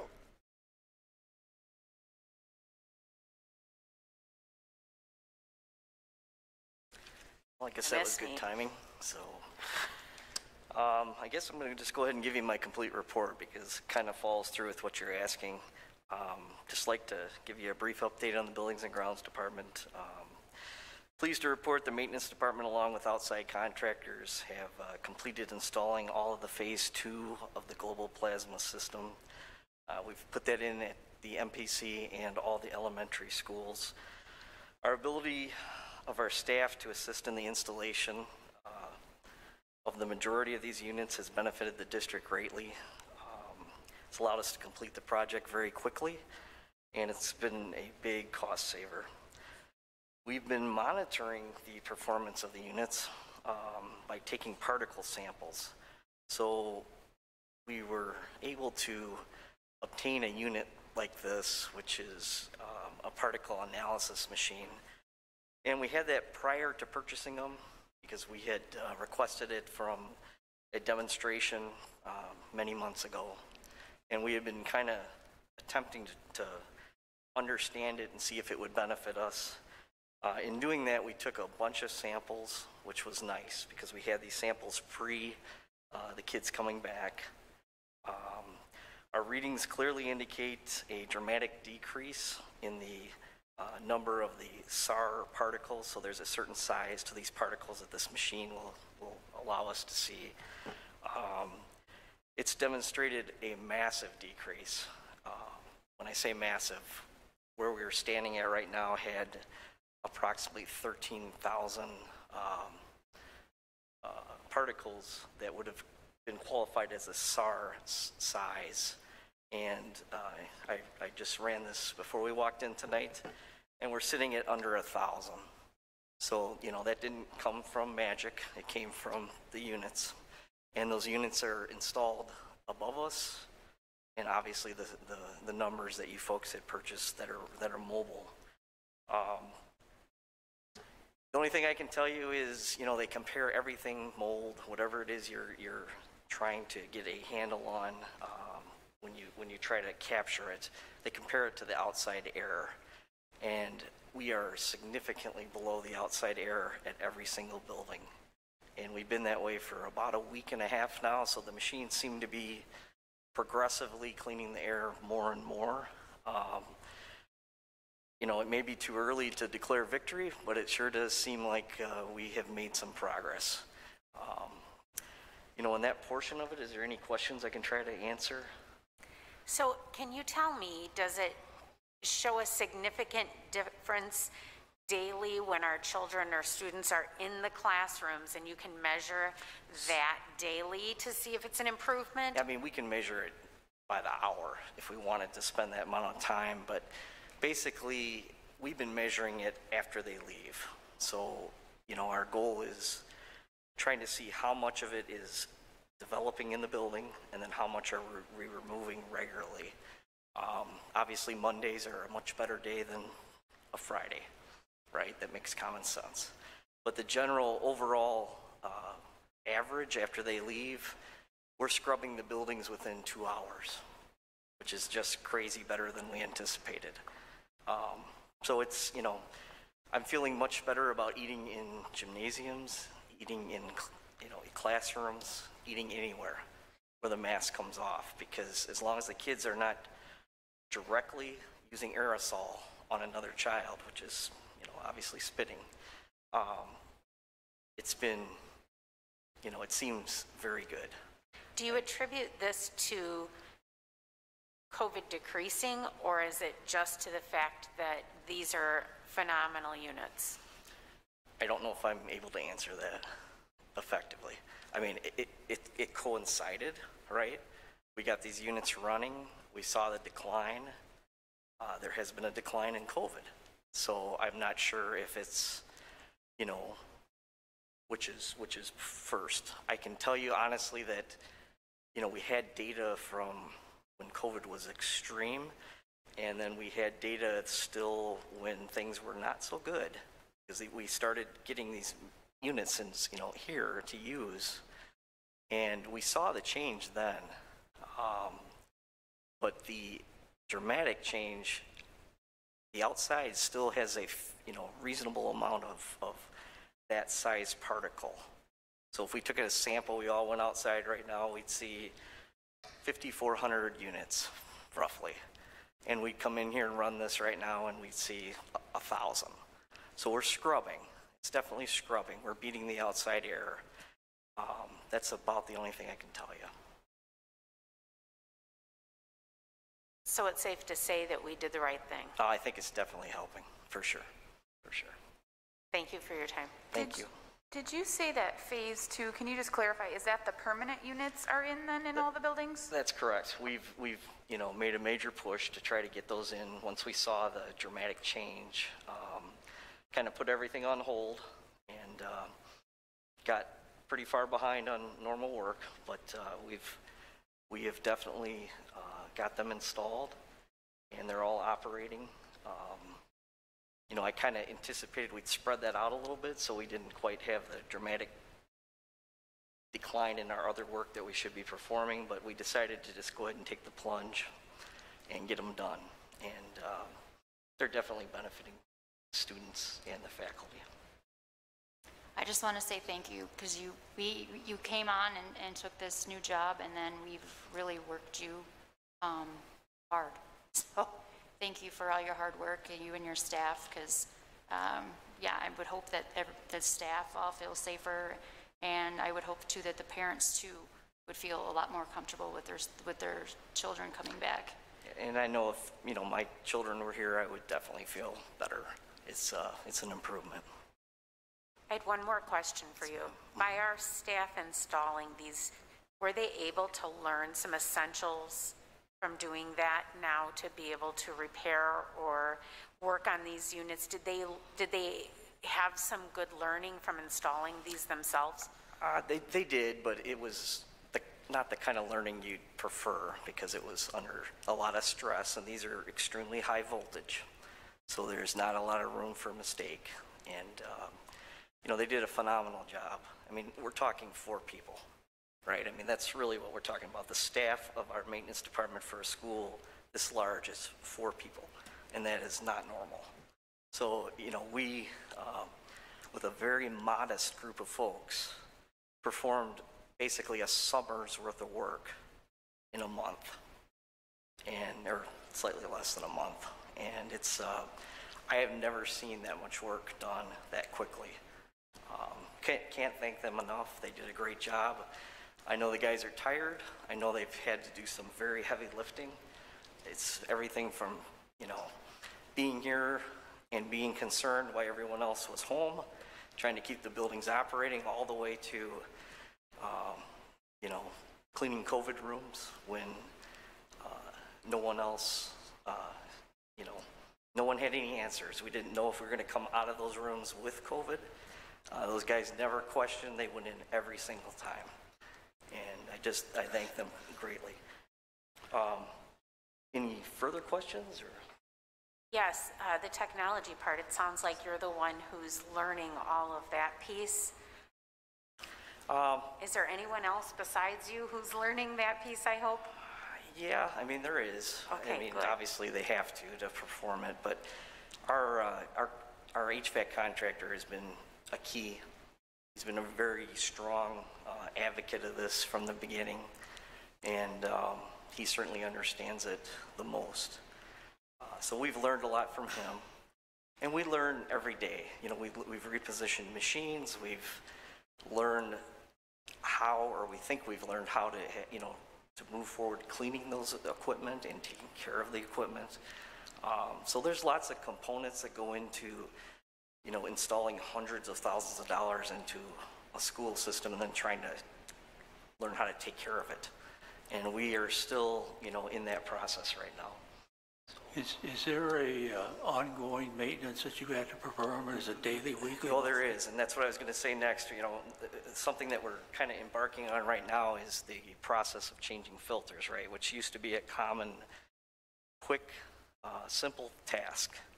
And with the voltage that is as challenging as these present, we're having to redevelop that procedure.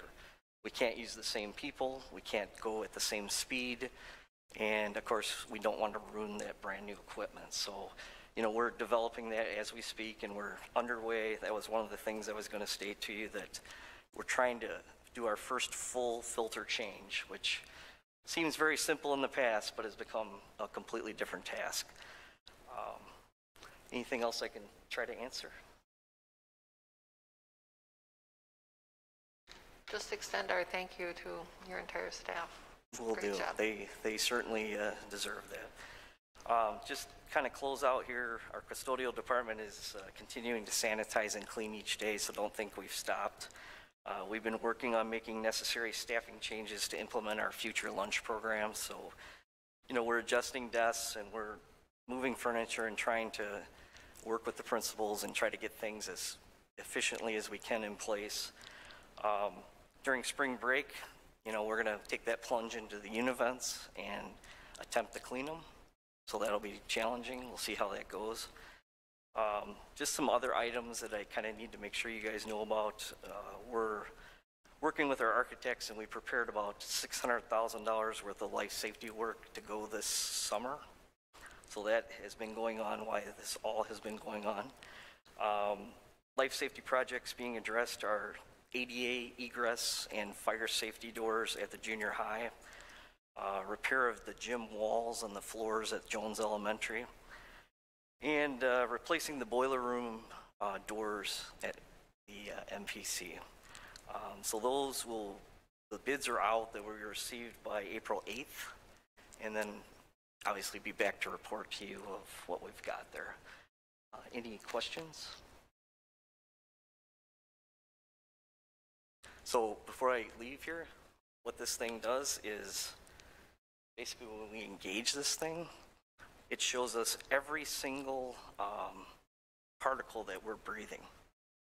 and it shows it from micron standpoint, so from the very tiniest to the very largest.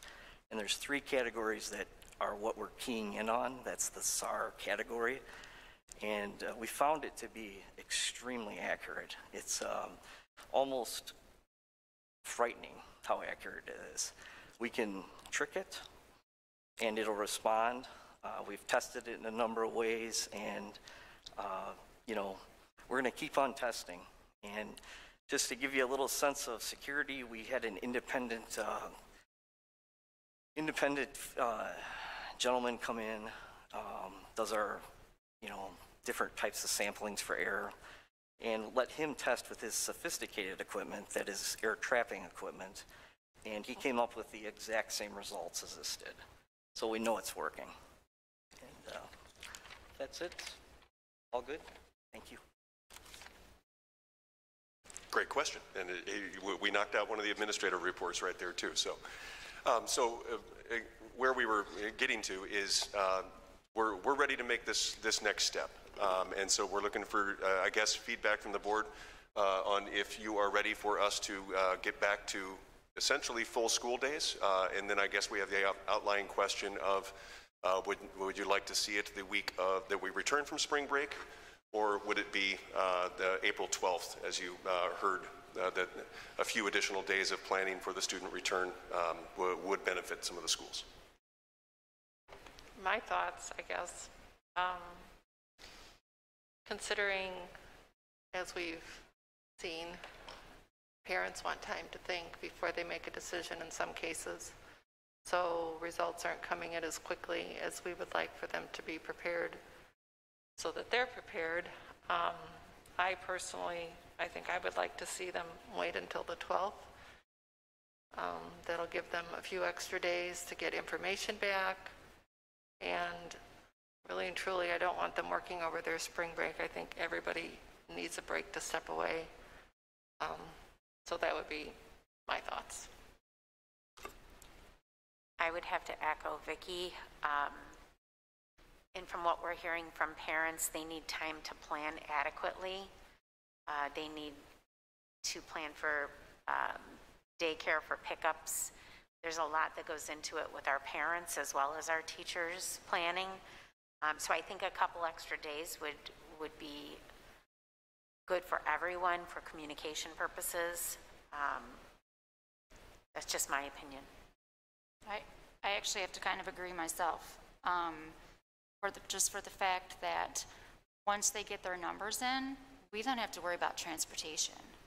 And I don't want that to, I mean, Kathy Bozeman has really put a lot of work into, and a lot, you know, so I don't want to be stressing her out at the last second again. So, I mean, if the staff is even, if it's just more, if they're more comfortable with the 12th, that's just kind of telling me that parents are going to be more, it's just, everything's going to kind of more fall in place, I think, if we made it the 12th. 12th just kind of sounds like a better number to me as well. Is that a consensus from all schools? Have you been hearing that regularly? I kind of came in, I'm hearing what you guys are saying, I kind of came in with some different feedback where, you know, coming back from spring break is a fresh shift instead of coming back, starting half days and then changing again the next week. I'd had that feedback from quite a few elementary aged families. So that's just one side to consider. But I certainly don't, you know, want to push to where our buildings are going to be scrambling to be able to have everything they need done in time. Yeah, so I think it was the consensus of our administrative team that if the board was willing to delay this until the 12th, there were nothing but head nods on our last Zoom call that, you know, they think that would give them a little bit more flexibility and a little bit more breathing room. But we were all cognizant that we wanted to make sure you had the chance to weigh in on this, and that if we needed to be ready to do that the week of the 6th/7th, we would do so. But if you're willing to give us till the 12th, there is a little bit more breathing room, and a sigh of relief would come from the school buildings, I think.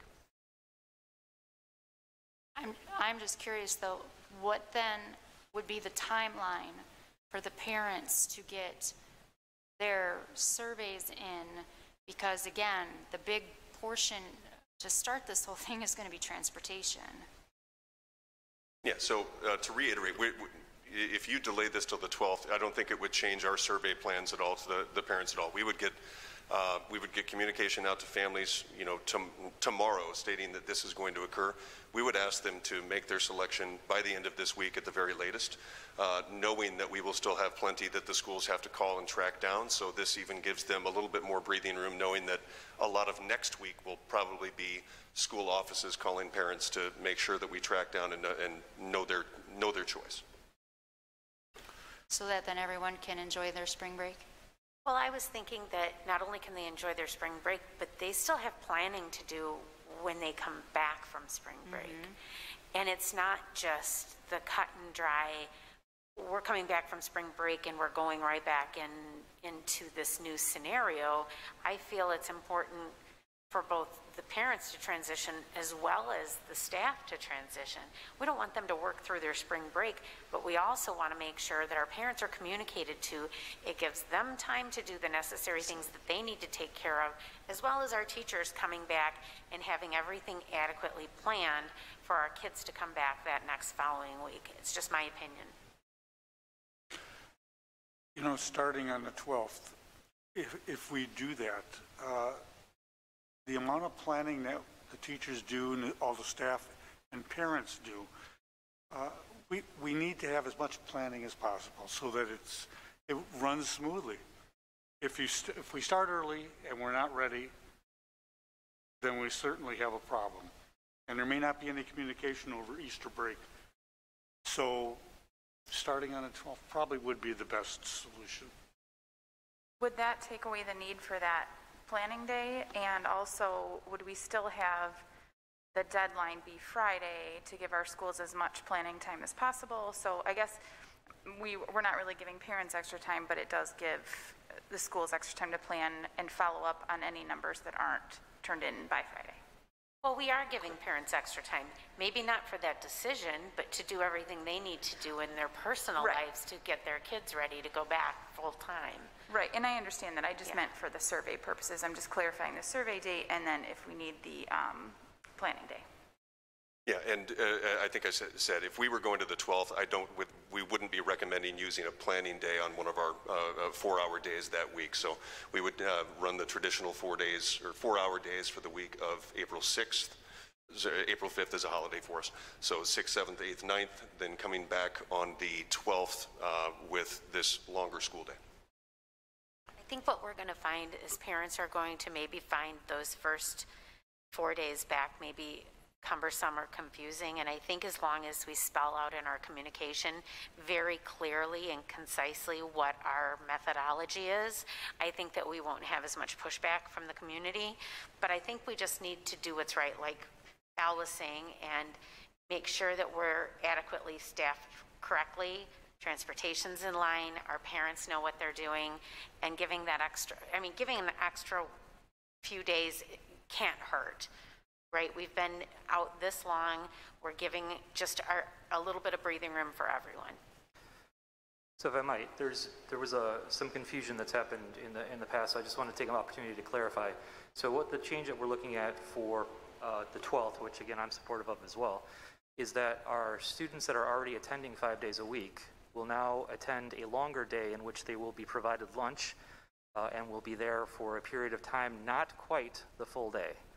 So this is a different change than what happened earlier when we went from 2 days a week to the 5 days a week. I have a question too about the planning day. When will the teachers have time then to plan, to prepare? If we were going to do it, I just don't understand. So why we're taking it away when if I may, like so even like this week and next week, we're proposing having the Thursday of this week and next week once the students go home for the day, have that be asynchronous in the afternoon to basically allow for teachers to plan and prepare. We would likely make some of those days that week also asynchronous, to where instead of giving them a full day on Tuesday, we would give them a few afternoons that week where they do not have to log back in and be synchronous with students to basically get the time that they would have gotten on that full day. And I'm not in that position, but does that allow them enough time to plan? I mean, I can't say that. I don't know. I think the biggest change right now is just the logistical side of it. So they're planning for instruction currently. The core classes that they're teaching are still there. They may have more time, which is always an advantage to try to plan for additional time with those students. But they're planning for that right now. So I think that is something that they can, with enough notice, continue to do throughout this week, next week. And I know as we're not going to ask them to over spring break, but as a teacher, we tend to think school all the time. So there is opportunities, plus what we would turn into essentially SIP days, but because we're already at a 5-hour schedule, the students would have a normal day, the asynchronous would then occur in the afternoon, our teachers would have additional time to do that collective planning for what that would be. But essentially it really is, it's a logistical, what does this look like for my day now? Because now I'm going to have a little bit longer time in ELA, I'm going to have a little bit longer time in math. I'm going to need to have my schedule for when my breaks are going to occur, for mask breaks, walk outside breaks. So it's more of the logistical side of the planning that they think they need the time to do, which what I've heard is as long as they're getting more notice in advance, then those things are easier to plan for. So if we, today, at the end of this meeting, if we're clear on that the 12th is going to be that, they will be notified and they'll have opportunities knowing that the 12th is when that new schedule is going to take into consideration. Because our building principals have been involving our teacher groups throughout this. They know what the schedule looks like now, but then to know that it will start the 12th, I think will alleviate some of their concerns about the timing and provide additional time and think time to adjust the what-ifs. But they've been working on that right now. Also, this gives some more time for, we're trying to get some more bus drivers. We're trying to get some more aides and some of the programs that we don't have covered yet. It'll give us that advantage of having that extra time to help with the whole process. So I think we've generally got board consensus that the 12th is the day. So Minooka 201, even though it's a few days later than I was expecting when I got here tonight, we're going back to school full time. So we've said all along that our teachers and our staff have been doing an amazing job all year. I also need to give kudos out to the administrators that are sitting here and the ones that aren't sitting here as well. But their tireless efforts have been amazing all year long. You guys have continued to step up, and when you were tasked with this last bit of collaboration to get us to the finish line, you responded outstanding. So thank you all so much for everything that you do. It's an honor to be a part of your team.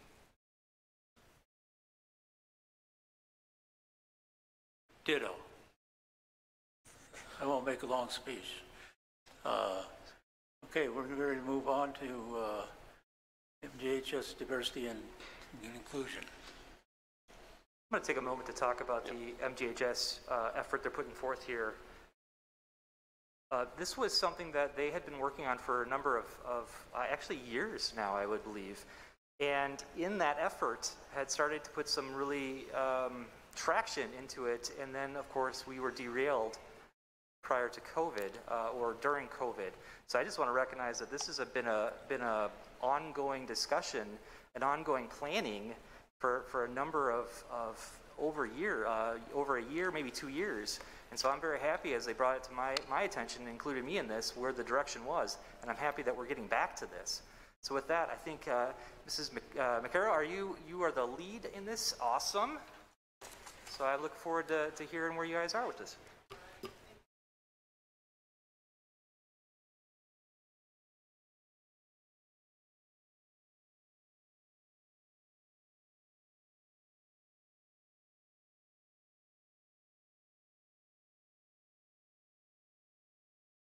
Junior high to improve diversity. what we're looking to do as we finish this year and into next year. But before that, I want to spend a couple minutes talking about diversity itself so that we're kind of all on the same page about the inclusivity of it, if you will. So when you take a look at this rhetorical question, but what do you think of when you think of diversity? Do any of these words kind of come into mind? Hopefully they do. We want our school to demonstrate that we are diverse, and we want to make sure that we want to know what we do to celebrate diversity in our school. We find ourselves starting to kind of fall short of that a little bit. So we want to talk about what we're doing, what we're looking at, and how we can improve that a little bit here for our school.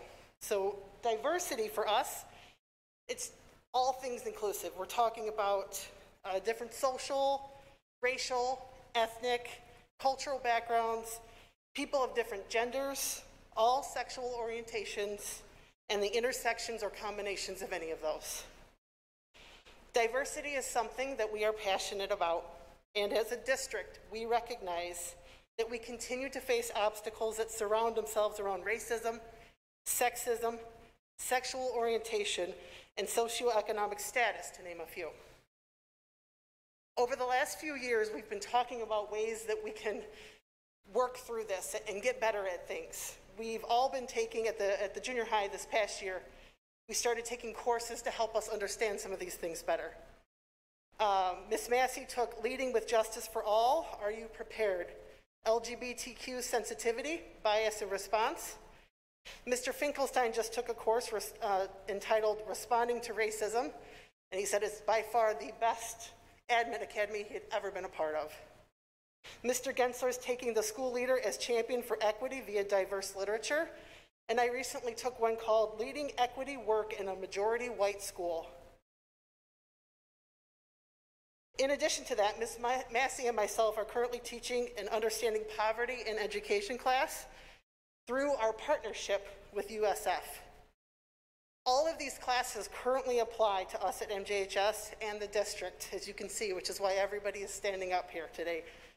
We've found these things very useful as we continue to work to be better, to be more diverse, and to share those celebrations with our kids and our parents. At MJHS and the admins from the other buildings, we see an opportunity to learn and grow and create something that can change and help us, our students, our classrooms, our buildings, our district, and eventually the world we live in. So you'll see a couple quotes here from different leaders throughout the years. There's an American author who writes books talking about the darkness and the hate that exists in the world and how humanity can rediscover hope. But the one I like is the one Mr. Finkelstein actually shared with me a couple days ago in his Admin Academy. We repeat what we don't repair. And it's about time that we work together and work with our community and each other to repair some of these things. So you ask, how do we repair it, right? Well, we're going to work towards what we will call, it's probably going to come up with our own little acronym or something, but it's basically going to be a diversity task force. Okay? We must make sure that we welcome multiple points of view. We must demonstrate empathy and integrity while engaging with others. And we must campaign for justice and equity in our schools. As I said earlier, we surround ourselves with obstacles with kids, social media that involve racism, sexism, you name it, it happens. We've been talking about how we can be more proactive in our measures over the last 2 years, but how? We've talked about, do we do student leader groups, parent groups, staff trainings, and the answer is yes, all of them, and then some. So this is bigger than any one of us, which is why you see all of us here today. We recognize that, but we're ready to do this work. We have nearly every building level administrator excited and ready to stand up and enter this journey with us. And we hope you guys will with us too. In addition to that, we've got about 18 junior high staff members that want to be included in this initial diversity task force training. So I'm going to spend a couple more minutes talking about what it is, why we are going to do it, and our next steps, just so you guys can kind of get a picture of what's going on.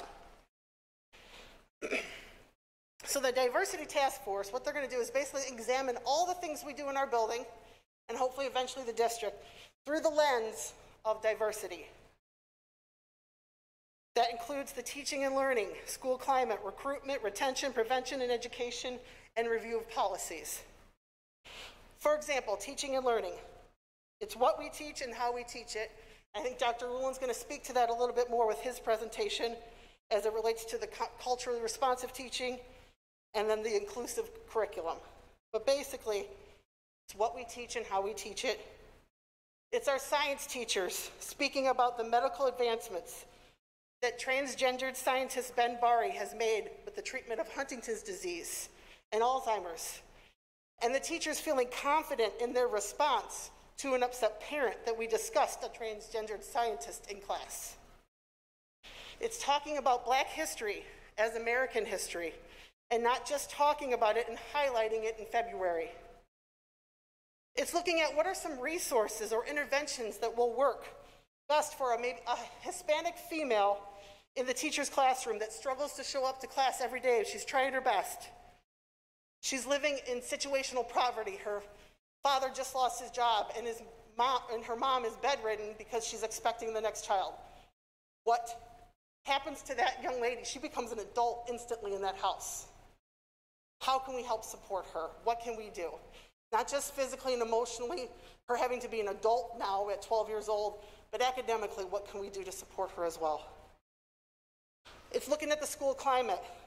We're going to gather data from our students, from our parents, and our teachers. Do our kids feel safe in our building, in our community? Do they feel like they belong? We're going to give students a voice and move forward to break down any barriers that might exist. Staff recruitment.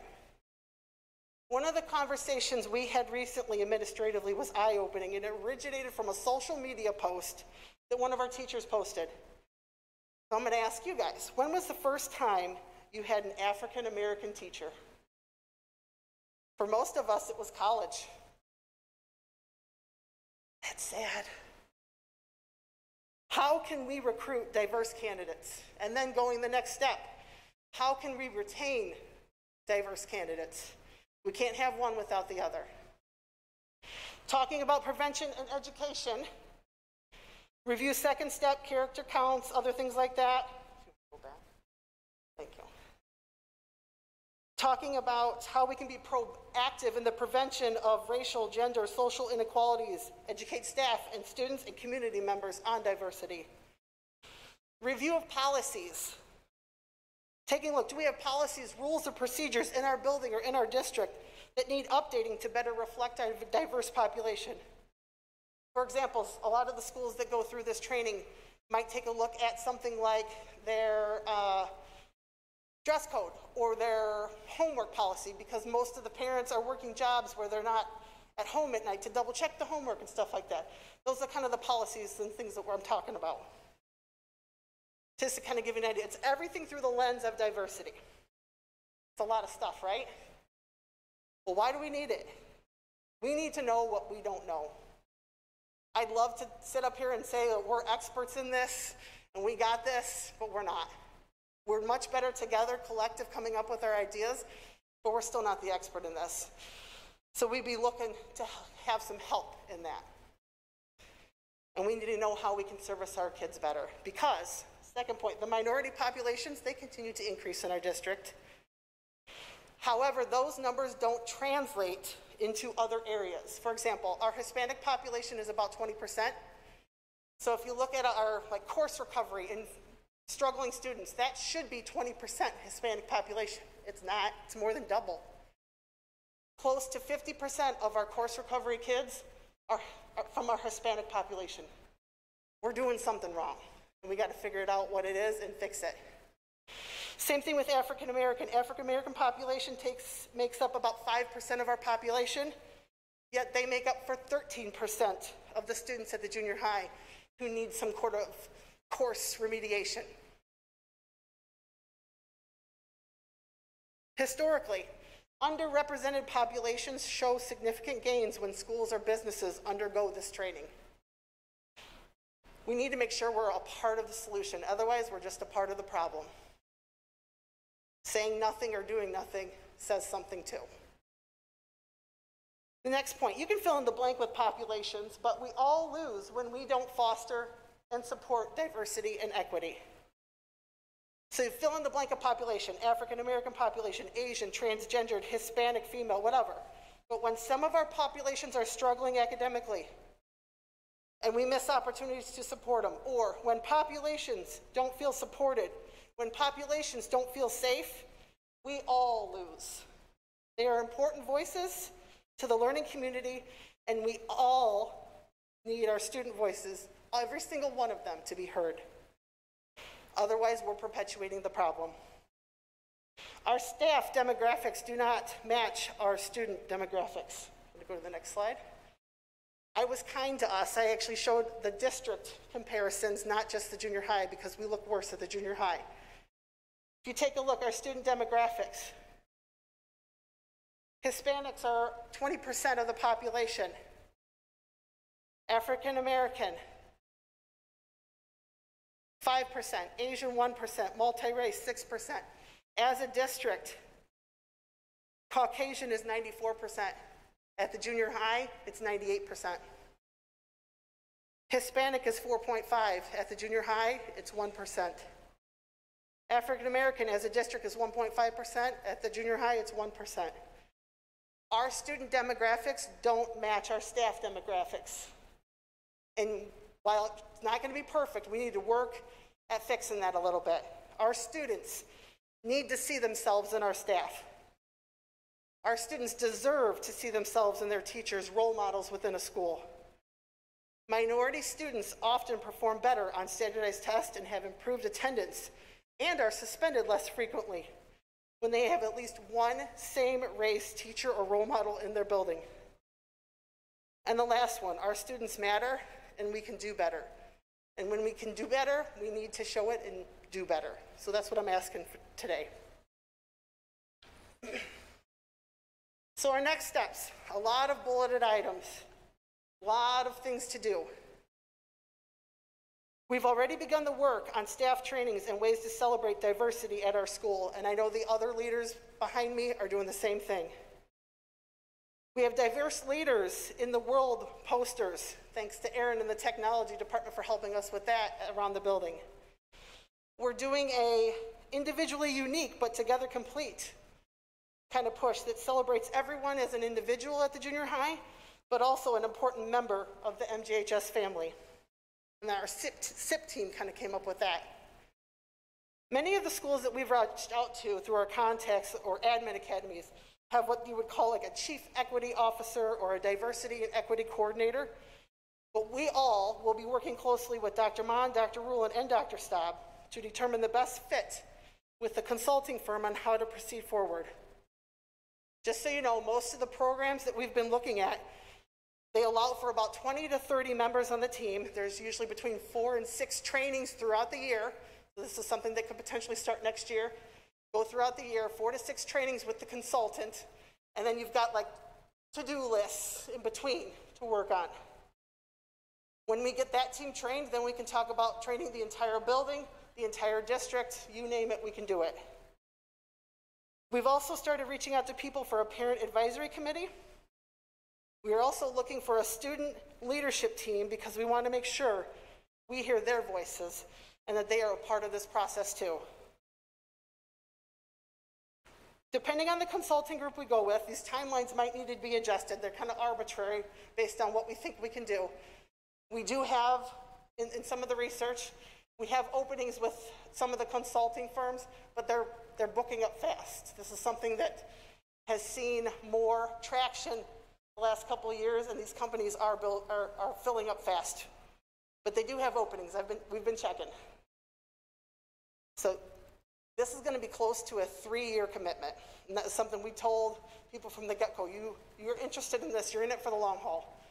This isn't going to be a one and done. This isn't an easy fix. This is ongoing. Once we get it in place, we are constantly being going to be reviewing with our parent committee, with our student committee, with you guys about what we can do to make ourselves better. But we got to start somewhere, right? So I hope that you'll consider joining us as we go down this path. We understand that there's going to be lots of questions. We hope that you share in our journey and you come along. I know it's a lot of information. Anybody have general questions? I want to say thank you to each and every one of you. I know some of these things can be hard and troublesome, and we look at each other and we see differences, and we have these social biases that we don't even know that we have until someone points them out to us. I recently went through diversity training at my own employer, so it was hard for me to recognize I even had some of my own. So I applaud each and every one of you, and I think that each of our board should stand with you, and I'm with you. So thank you. Thank you guys very much. Thank you, Renee. I just wanted to say that for those of you watching at home, you can't feel it, but you could feel your passion coming through that. And I can tell you've put a lot of heart and soul into this. And the fact that all your colleagues are standing behind you and with you means we have a great start to this adventure. Thank you. This has definitely been a team effort, and I can't thank the admin of the junior high and the other buildings as well for being supportive and jumping on this with us. Yes, I'm also going to say I'm glad that you recognize that this isn't a one and done deal. It is a commitment, and it takes time for change. So I'm glad to see that, you know, you're willing to put that time into it and make a change. Thank you. Yes, I'm like super excited. I want to say, let's go. I'm like ready to go, because you know what? You're absolutely right. It's all about kindness and helping one another, and it doesn't matter your race, it doesn't matter your color, it doesn't matter if you're purple, green, blue. You pick everyone up and you motivate them, and you help them along, and I am like super excited. That was phenomenal. You were excited to get started too. Yes, that was phenomenal. Good job. Go ahead. I was just going to say, with the dedication you showed us when you presented today, I have no doubts that this is going to succeed. You know, and it's going to start and it's going to continue to go. It's just not something you're presenting that's just going to go away. It's not going to go away, and it can't go away. And thank you. Good job. You're right. We're building the framework for something bigger to come, and we're excited to see where it goes. And I actually do have one question. We're going to start this once this starts, right? As little as kindergarten, correct? Or little as MPC? Because I think that as little as it starts, it's how it needs to be. The littler, the better. Yeah, we don't disagree. Our thought process was behind it, but the junior high will kind of take ownership of the first training with the building admins also, so that we can kind of work through some of the kinks of things. Mm-hmm. We're going to make mistakes. Of course. We're going to ask for grace when that happens, and we're going to learn from them and do better, and then we'll kind of look at rolling it out district-wide. Absolutely. Okay, good. I was just going to say, I think when we look back at this meeting, like COVID has taken so much of the spotlight of everything that we have done, but we're going to beat it eventually, and we're going to get past it. This presentation, you are going to remember for a long time. This is going to be a momentous thing that changes our district for the positive for years, decades, centuries. So, bravo. Mrs. McCarroll, I know you and I have had conversations about this, and I know that you are a humble person. I am thankful for your leadership in this, because you are the right person to lead this, and we have the right staff and the right administration, and we know that we have work to do. But I like the quote you alluded to from Maya Angelou: when we know better, we do better. And we acknowledge that we don't know what we don't know. Now let's find it out. Thank you. Thank you. I'm excited for our team to get started.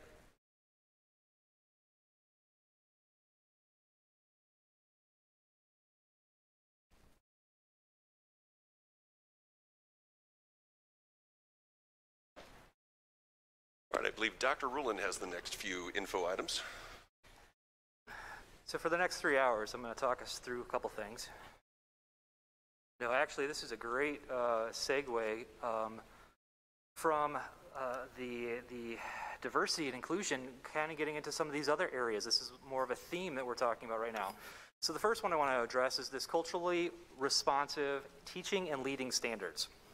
So there's been a little bit of misinformation out there, and I want to take a moment just to clarify. First, I want to inform the board of what this is and take a moment to clarify and answer some questions from the board level, and then for our parents who have heard a little bit about this as well, and then recognize that there is some misunderstandings about what this actually is, and hopefully we'll take the first couple of steps to try to clarify that as well.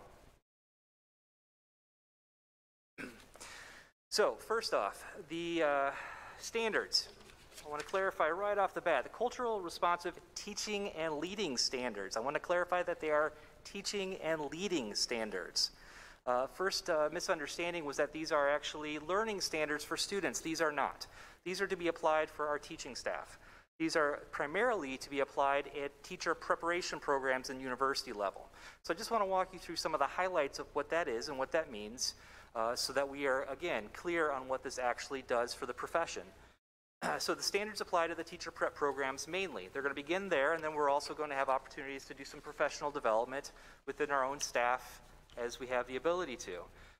So really what we're looking at is incorporating these standards into teacher prep programs to help our staff entering the profession of education be better prepared and better proficient and competent to address the areas that we know that we need to work on here in this district and across the field of education as a whole. So that was a great segue there from Mrs. McCarrow. There we go.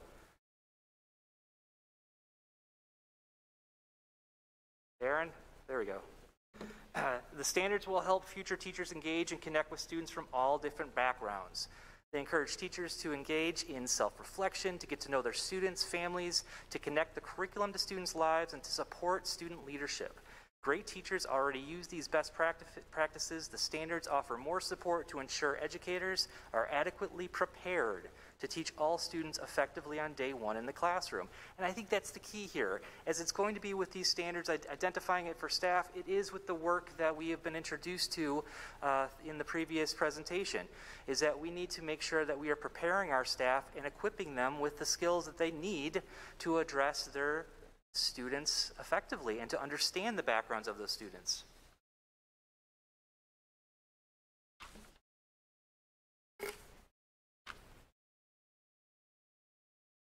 ISB developed the standards over multiple years and incorporated stakeholder feedback and public comment.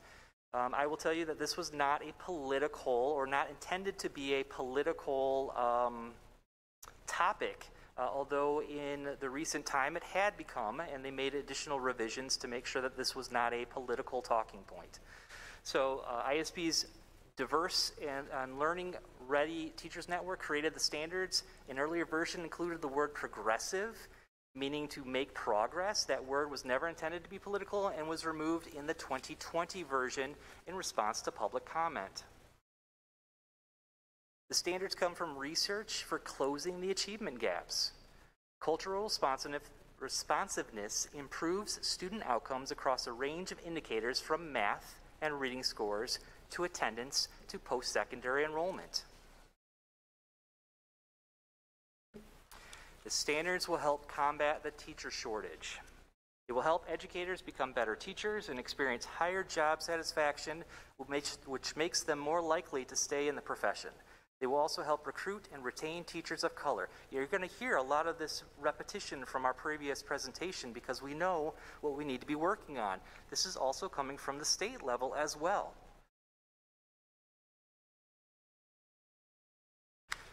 The standards prepare educators to support student leadership and community service. Supporting student advocacy means providing opportunities for students to get involved in issues they care about in their community, especially when we're recognizing the diversity of our own staff and the diversity of our students.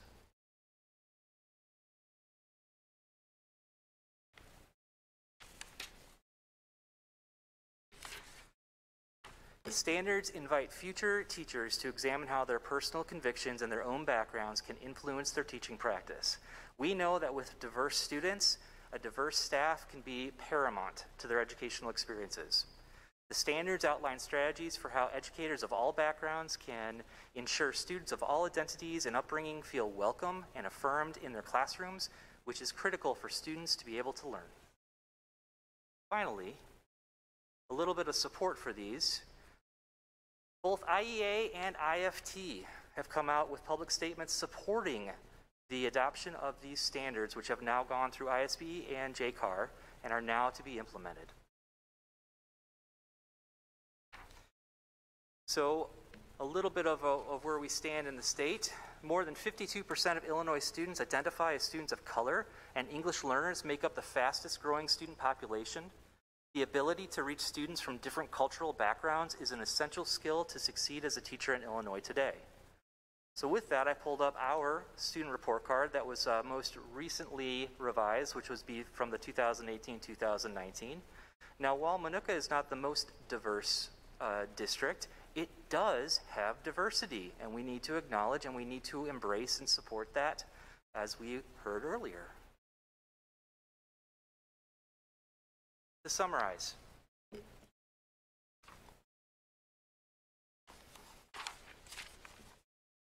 Illinois educator prep programs will incorporate the standards into their coursework.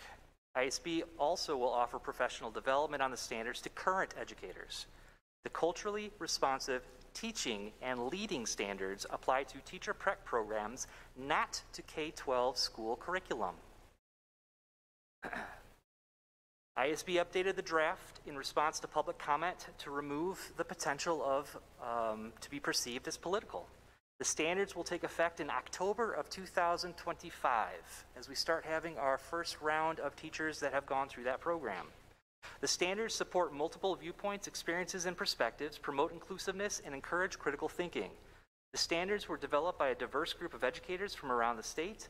And finally, the standards affirm educators of all races and ethnicities and will help them better engage students from all different backgrounds. Research shows that teachers of color help close achievement gaps for students of color and are highly rated by students of all races. Incorporating the culturally responsive teaching and leading standards into educator prep programs will help attract and retain educators of color. So, with our district, I did want to point out with the connection to our strategic plan with long-range goal number 3, which is support a positive and productive working environment in which student-focused staff are engaged, collaborative, innovative, and accountable. I would say that this is a direct connection to one of our long-range goals as identified by our strategic plan. So, we did have some parents that reached out. They had some misunderstanding about what these standards were. We had some questions from staff as I presented it out to the staff, so I wanted to take the opportunity to clarify for them as well. But then I also wanted to make sure that the board was aware of this change, and if you had questions that I could clarify, I would like to do so tonight.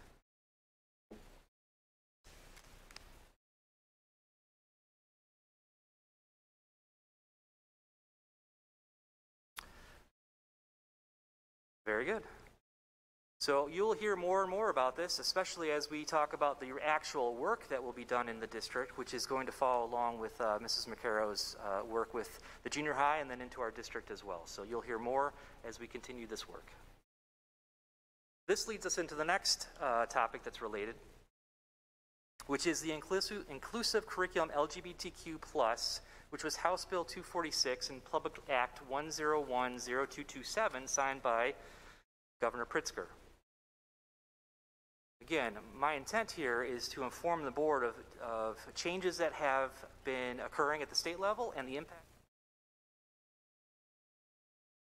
that will have within our programming for students and for our teachers within our district. So a little background on this. So in August of 2019, Governor Pritzker signed House Bill 246 into law. This made Illinois the 5th state in the nation requiring public schools to include instruction and adopt instructional materials that accurately portray the political, economic, and social contributions of lesbian, gay, bisexual, and transgender LGBT individuals. The law took effect July 1st, 2020, with the intent of implementing during the 2020-2021 school year. Of course, COVID occurred. The inclusive curriculum law offers public school students a more accurate, complete, and equitable picture of American society and provides LGBTQ+ students the opportunity to see themselves represented in history. The common misconception about this set of not necessarily standards, but the Inclusive Curriculum Act, is that it is a health change in curriculum, and it is not. This is more of a history change to include all races, to include all forms of background, and how they are included within the events that take place through history.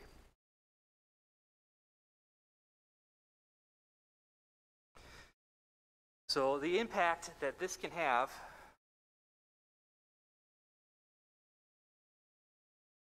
here we go.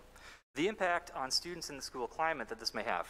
So LGBTQ+ youth, especially Black and brown LGBTQ+ youth, face a disproportionate number of challenges both in and outside the classroom. 60% of high school students report hearing anti-LGBTQ+ language frequently. 35% of LGBTQ+ students drop out of high school, which is 3 times the national average. 65% of all homeless youth identify as LGBTQ+. Queer youth are 4 times more likely to attempt suicide than cisgender and or straight youth.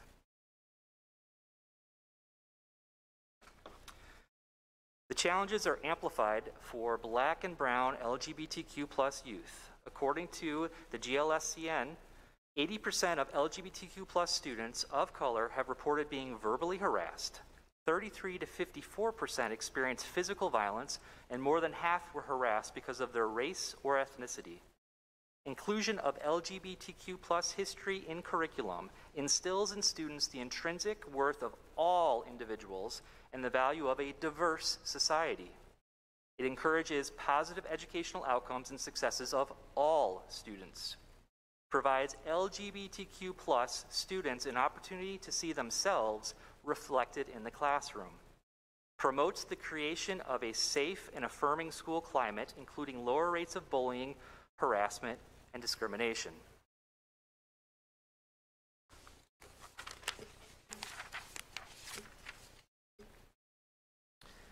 So, best practice for the inclusive and affirming curriculum for all students. One way that educators can promote safer school environments is by developing lessons that avoid bias.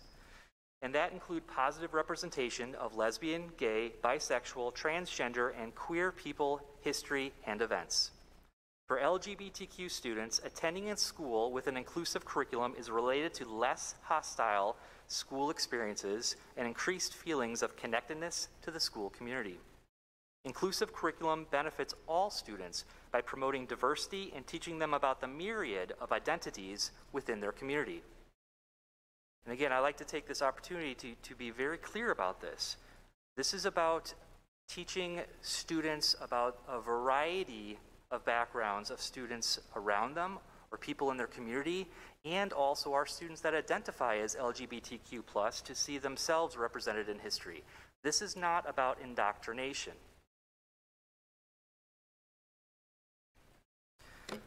You've probably heard me talk about this before as we talk about ELA curriculum, but there's this theory of curriculum as a window and a mirror.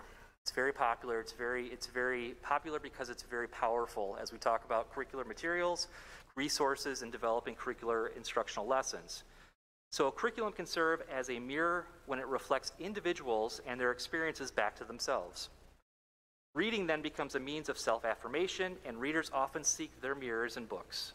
At the same time, curriculum can serve as a window when it introduces and provides the opportunity to understand the experiences and perspectives of those who possess different identities. These windows can offer views of worlds that may be real or imagined, familiar or strange. Applied to LGBTQ inclusive curricular content, these mirrors and windows can help create a more positive environment and healthy self-concept for LGBTQ students, while also raising the awareness of all students. Inclusive curriculum supports students' abilities to empathize, connect, and collaborate with a diverse group of peers, skills that are increasingly important in our multicultural global society.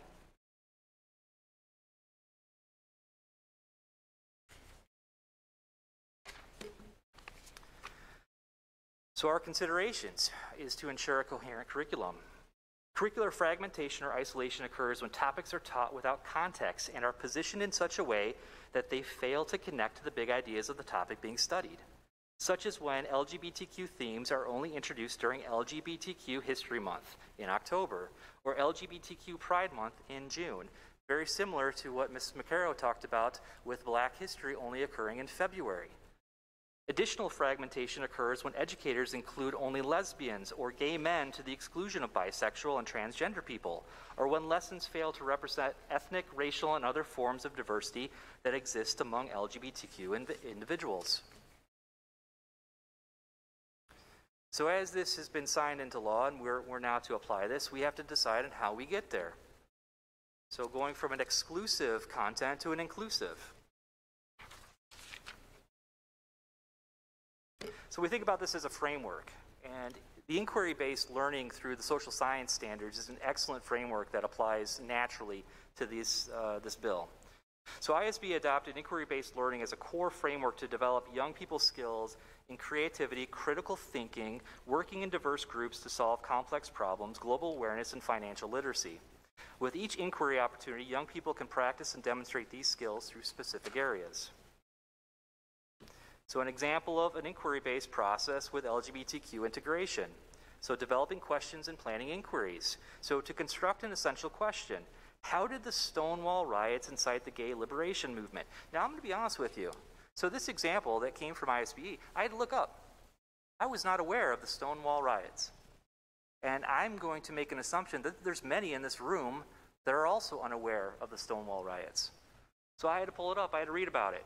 It turns out that the Stonewall riots that happened in the 60s was what has now become the biggest event to spark the equality and inclusion of those members of the LGBTQ community.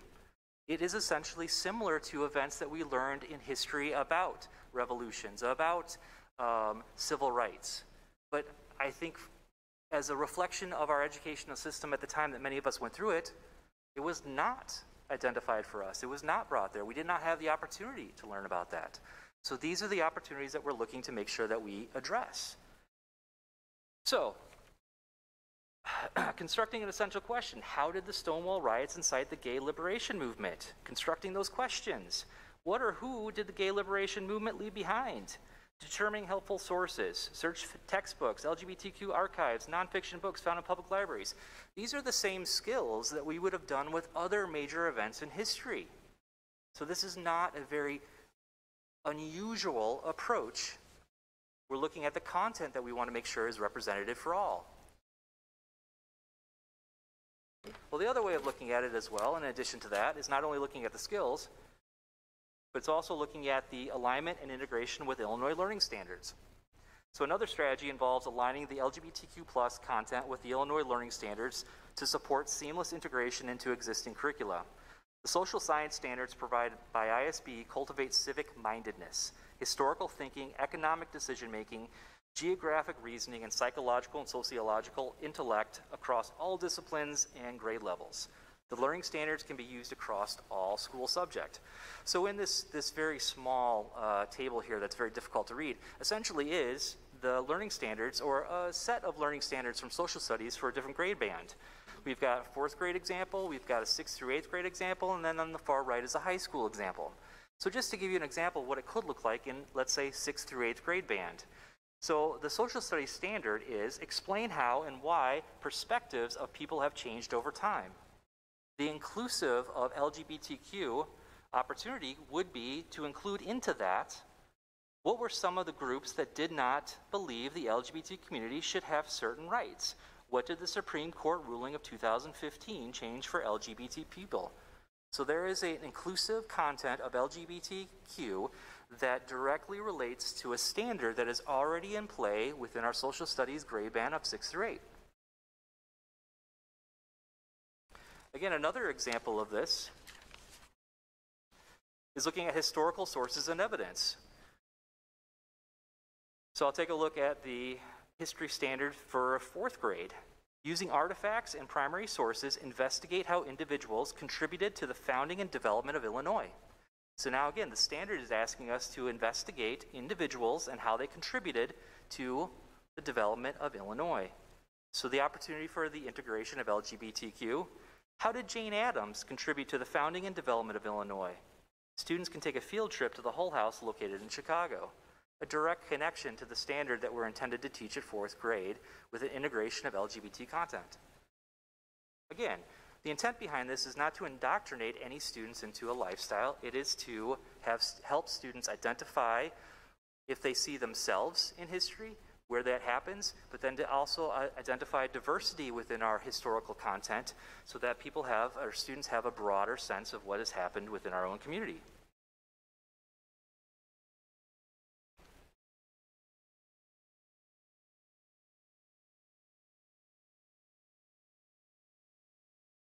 So the goal of using this framework is that young people in the classroom will gain the ability to think critically about the roles and contributions of LGBTQ individuals, whether they identify with them or not. I want to clarify that again. The goal is that young people in the classroom will gain the ability to think critically about the roles and contributions of LGBTQ individuals, whether they identify with them or not. With the ability to do so, students will gain the confidence to engage with the LGBTQ-related issues and locate their positionality within them.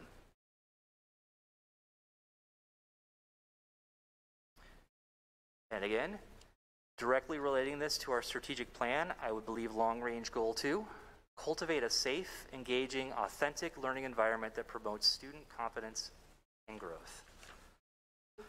So we're just beginning this work. As I said, it was signed into law to begin last year. And of course, we got derailed, as many of our initiatives did get derailed. But now that we're starting to get back to what we believe is a more normal experience, and knowing that we still have to continue going forward, this is the work that we need to get into. Very similar, hand in hand with the previous presentation about what we need to do within diversity within our own educational experiences for our students and our staff. This is a tool of what we need to be doing with that within the curriculum. So what I do is I bring this to you to make sure that you are aware of it, that you understand it, and that you're able to address community members that may question you. But then also I want to take an opportunity to make sure that I can answer your questions or your concerns about this information that I've just presented to you.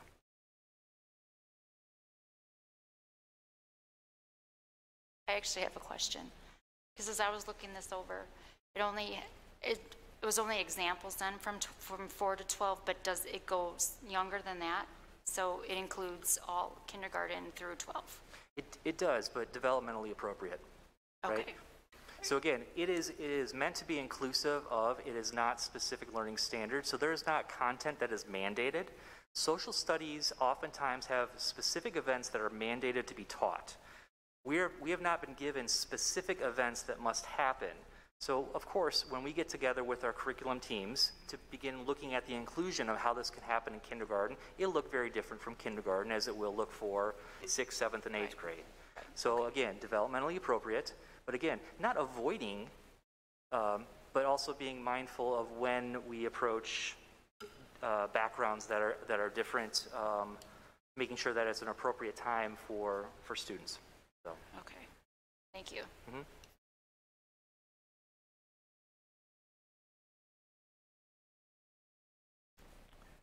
Okay, very good. And I think I have another hour to go, so I might as well just roll into the next one. So the last meeting in February, we did talk a little bit about data and about assessment. And I did say that I would bring back some information about what our assessment looked like from this winter. Now, just to recap, we did not mandate that we administer the NWA map to all students in this winter. Knowing that we are going to do that this May for all students, and needing to have that data point going into next fall, we needed to determine how best to administer this. So we left it as an optional in which school buildings were able to determine the best method of doing some piloting of the assessment, both in person and online, so we could learn on how best to administer it come May when we try to do a full district administration. So this is a very small sampling of students. So I just want to point out a few of the data points here so you can understand it. Mr. Sousa, if you don't mind going to the other document that was uploaded to start off with. Yeah. So we're going to take a look at this. I'm going to talk about it in the terms of the table and the graph. So the table being the top and the graph being the bar graph below. So a couple things. One, in that table, in the first set of data, in the first column, you get the count. You get the number of students that actually took this administration, or were administered and took this assessment. You're going to see that the current grade level that they're in. So for example, our first set of data really happens in third grade. We had 133 current third grade students take this across our district in the winter of this current year. You're going to see the results of what they scored as second graders and also third graders. So as we go to the right, the first table, or the first box, if you will, is about how those students, that 133 students scored, their RIT score as an average, was compared to their current RIT score in 2021. So we're comparing the same number of students. So just want to make sure that you understand how to interpret that information. What I'll point out to you is the number of students that actually took this test. So we had in third grade 133, fourth 172, fifth 291, sixth grade looks like 392, seventh grade and 82. So you can see that's a sampling in each building or each grade level to determine how best to administer this to students as we go full in May. The other piece of information that I think is very helpful to look at is the percentile. So if you look in the box of winter 2021, you'll see a column called percentile, and you'll see our current percentiles. What that is the average RIT score of all of those students that took that assessment, and how does that RIT score compare to national averages, the norms. So you can see that for third grade, in winter of 2021, our average RIT score of 199.1 is in the 68th percentile compared to the national norms. Okay, those national norms are pre-COVID. So we're not comparing our scores to other schools that took it at the same time during COVID. This is all pre-COVID norms. So during a time of COVID, when we are in the midst of remote learning, our third grade students are still scoring as an average at the 68th percentile of those students that were opted to take the test. Now, if you compare that to the year before, when they were second graders in 2020, you can see what their percentile was at 98th percentile.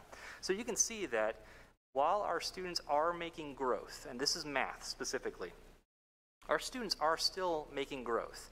Is it the same amount of growth that we would have expected during a normal year? It is not. They have not made the same amount of growth that would have happened that we would have expected of them to have done in a normal given year, but they have still maintained growth.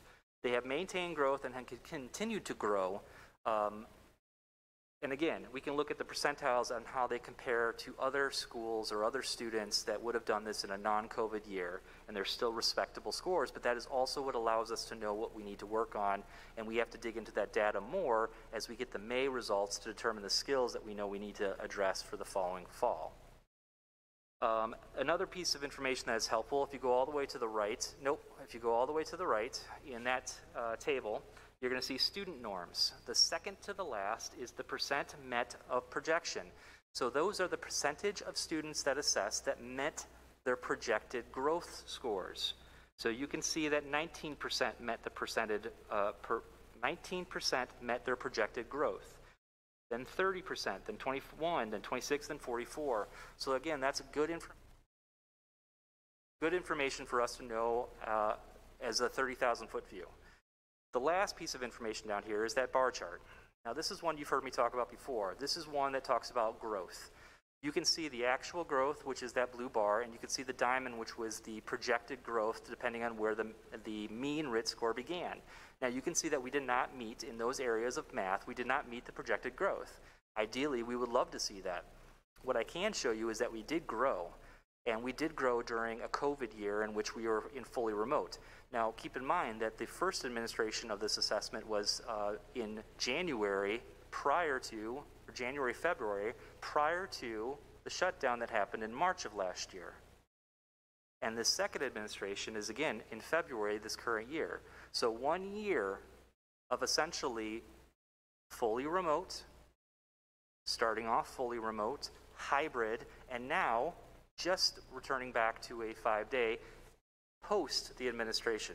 So you're seeing these test results of students that were primarily going through an educational experience that was fully remote, still making growth.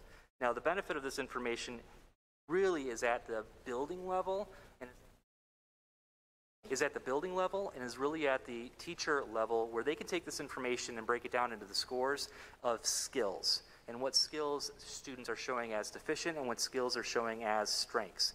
That's what is going to inform the instruction. That's what's going to inform them on what we need to do differently, not only throughout the rest of this year, but also then into what the fall will look like. That's the level of data that we hope to collect in May when we're able to do a higher percentage of students in that assessment. So briefly, you can take a look at the next page, Aaron, if you wouldn't mind. So you're going to get the same result here, with reading, and you'll see the same thing, lots of growth for those grade levels that we have data on, not quite meeting the projected growth, but I'll tell you that's very respectable given the fact that we went through a year of COVID. So not meeting the projected growth that we would expect during a given normal year, but coming fairly close to those projected growth. Again, you can see the same information about the number of students and the percentages and the percentiles in which they rank compared to their norms. Second page, or the page after this, is language arts. We did not make this a mandatory. No, keep going. Next one. Language arts, so you can see a handful of results there. And then the final 2 pages are going to be the projected scores of these students on the IAR. So Aaron, can you scroll down one more page? Oh, I'm sorry. You'll need to open the next document. Yep. So this information is about the expected projected scores on IAR. So if you look at the bottom table down there, I'll just point out some of the details here. So this is math. According to the results of those students, and again, we're looking at a small number of convenience sampled students, we can see that from level 3, 4, and 5, as a district, we have 50.3% of our students, given what they scored in the winter, showing that they are on a percentage or on track to be at the level 3 or a level 4 or level 5 on the IAR. So level 3 is that middle, it's kind of that fulcrum. Those are the kids that have the potential to move into that meets and exceeds. So again, this is good information at the 30,000 foot level, but the best information comes when teachers have this information in their hands to be able to look at the students they have in front of you and the skills that they know they need to address. Second page, same information for reading. Reading, one more page, there you go, right there. The next information is about reading there.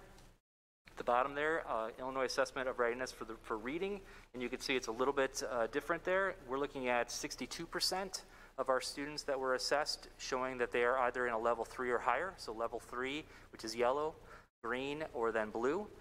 And again, so we're looking at that potential of 62% on the cusp of being meets and exceeds on the IAR, given during a year in which education looked very different than it has in the past. So while this is good information to take a look at, the reality of this information is that it was helpful for us to determine how to administer it. We do gain some information from this right now, but the best information is going to occur in May when we're able to collect more than just a sampling of students, where teachers will be able to have that information in hand to be able to adjust for the fall. So at that point, I'm going to go ahead and stop and answer any questions you might have about this particular set of data or of the plans for the administration that will happen in May. Was this taken remotely? This is a combination of remote and also some in-person.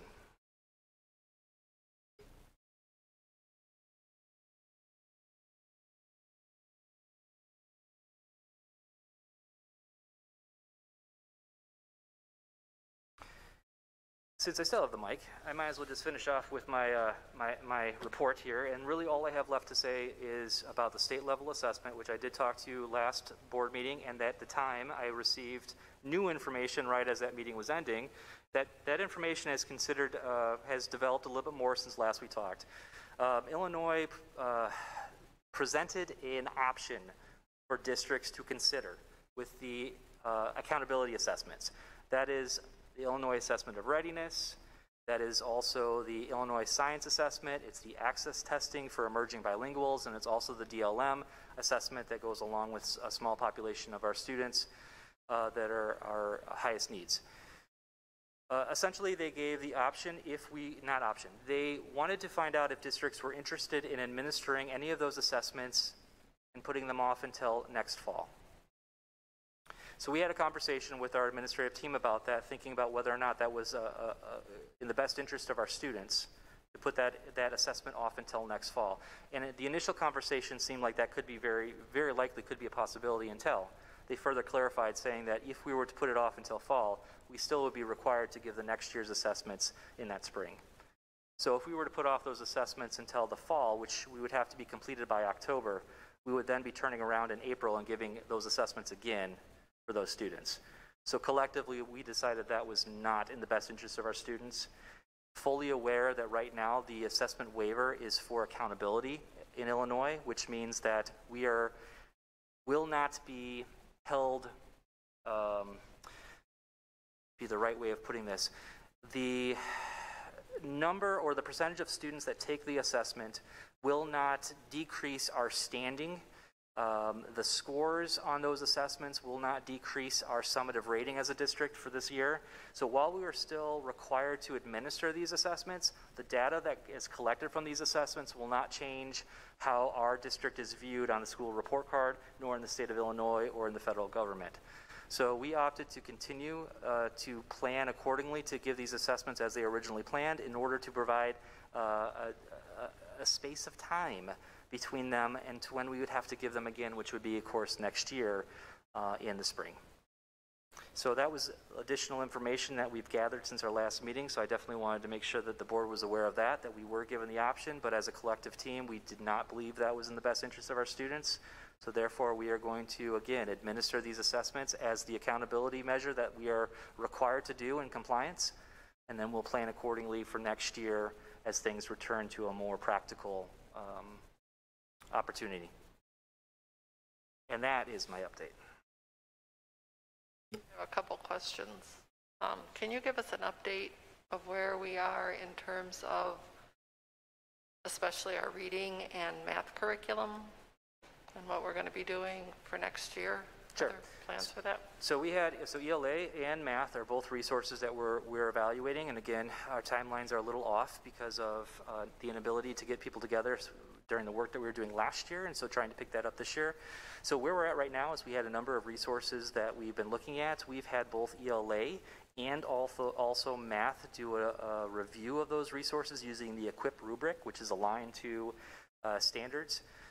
And with that, we'll be bringing that information back to the curriculum developers to review that, along with the anecdotal information that we collected through surveys for the curriculum that's already in place, to make recommendations for additional resources. My intent is to bring that to the April board meeting for ELA, and then following that with the math resources in May. So in April, we should have a recommendation if there is to be any additional resources that we want to use to supplement or supplant what we have currently in ELA. And then, of course, math is a new program, essentially, that we'd be looking at with a potential to do a loose piloting of that, depending on what we do in ELA, a loose piloting of what we would be implementing for math the following year. So as far as timeline goes, we would be looking at making any changes that are recommended by the curriculum development team that is then brought to the board, implementing those resources for the next school year in full, and then opening it up to potential piloting of math next year, but I don't want to overwhelm our teachers, so that'll be more of a loose pilot for the program that we've selected, and those who feel confident and comfortable addressing that, which is most likely our curriculum development team that have been working on math, will be able to do that, but it'll be open to any teacher that is interested in doing that that current year at the same time with whatever changes we make to ELA.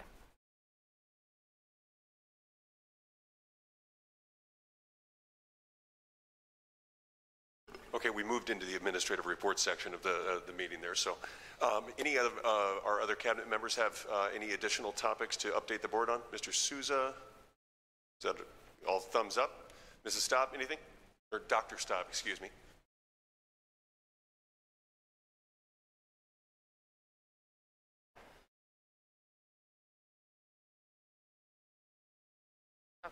Good evening, everyone. Just a few updates in the world of student services. As we move into our next phase, we are excited. We're going to continue to provide evaluations for students. A new component that's starting in Grundy County recently, we are starting in-person early learning screenings for those 3, 4, and 5-year-olds that are not yet enrolled in a school program. If parents have concerns about their child's development, they can come and bring them in to one of the screenings. They can sign up for those screenings on the Grundy County Special Education Cooperative webpage. In addition to that, we are, as we move into this next phase, we'll be doing a little bit of changing to the way that our student services, MTSS, interventions, and related services have been provided. So previously, we've been trying to limit those to about 15 minutes at a time, but we will be increasing that now that we're able to have students in for a longer day. We'll be able to implement our services closer to what the student's actual IEP looks like, and we will also need to work on increasing those instructional minutes as the buildings increase their instructional minutes. So that's some very great positives that as we're moving into this next phase that we're excited about. With that, our staff will be reaching out to parents to update their students' individual learning plans. So that's something parents can look for as well if they have a student with an IEP or a 504 as we're moving into this next phase. A couple of follow-ups. The additional nurse at the intermediate junior high campus has been a huge help, not only with just the day-to-day activities, but with that increase in having our students in, we've had an increased amount of screenings and contact tracing, and those nurses have been able to work more efficiently with our building administrators to be able to do those. So thank you again for the board for being responsive to that. As Dr. Rulin was speaking about, we do have several positions that we are still looking to fill in the district, and some of those are those health aides that we're looking to help out in the elementary buildings. I believe we have one of the 4 buildings has filled that position, so we're still looking for those. If anybody is interested, please please look on our website, or you can contact the buildings directly. Dr. Mon has alluded to the IDPH and ISB updates, and I just wanted to go over some of those so we were familiar with them. Some of the big highlights is that the social distancing has gone from 6 feet to now 3 feet, and we want to make sure that that's 3 feet for students and fully vaccinated staff, and then 6 feet for unvaccinated staff, or if somebody is going to remove a mask. We are still requiring masks to be worn. It is recommended that it's a 2-layer mask. That's the most effective. In addition, we will continue to do contact tracing for close contacts. That has changed slightly, so it will be 6 feet for 15 minutes over 24 hours of a positive or confirmed case. There's a lot more information in the new IDPH guidelines that has to do with lunches, and that's what our buildings have utilized to help them guide all of their decision making to make sure that we are having those lunches in the safest environment possible for our students. A couple of changes have occurred to the symptom screenings. So if parents notice on our self-screener, I think it starts tomorrow, Aaron, they'll notice that runny nose, congestion, stomach ache, abdominal pain, and nausea has been removed from the screening symptoms. So that's what I had for the update. If anybody has any questions, I'll gladly answer them. I don't know if you can answer this, Tiffany, or not, or Dr. Mon. How many, or will all of our staff that will be working with our students under 3 feet be fully vaccinated by the time school starts? I'm going to let Mary answer that because she is our vaccination queen. Perfect. So we'll never get to the point of all of our staff being vaccinated because it's not mandatory right now. So any staff member who was interested in being vaccinated has had the opportunity through Grundy County.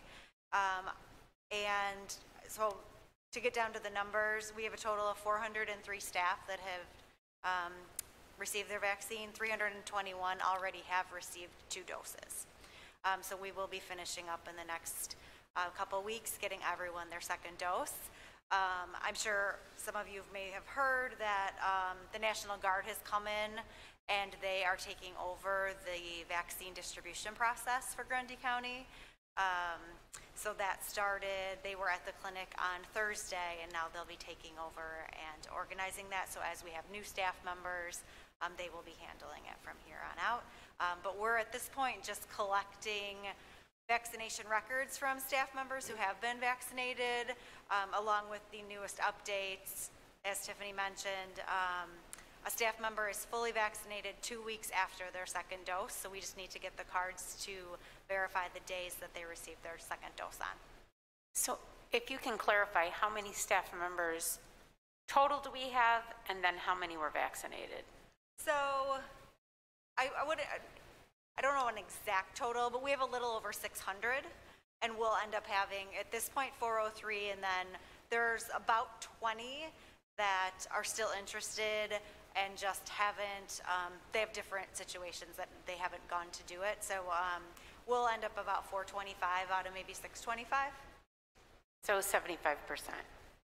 Does that include our bus drivers, custodians? Yes. That includes all support staff, licensed staff, and even the subs that we have regularly in the building.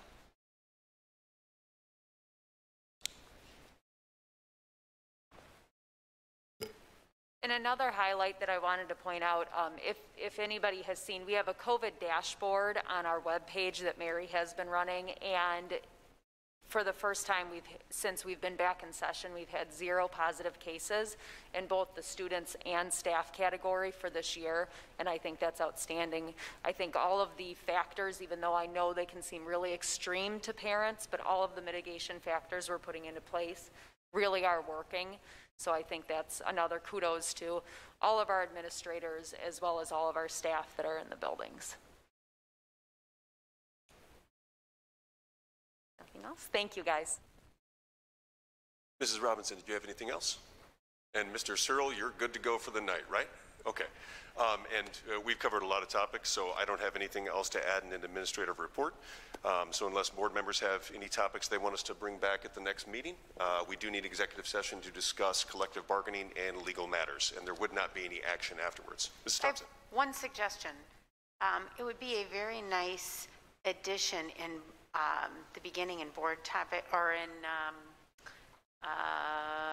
district announcements. Yeah, district announcements, to add the open positions that we have. I think that would be a nice addition to the board meeting monthly.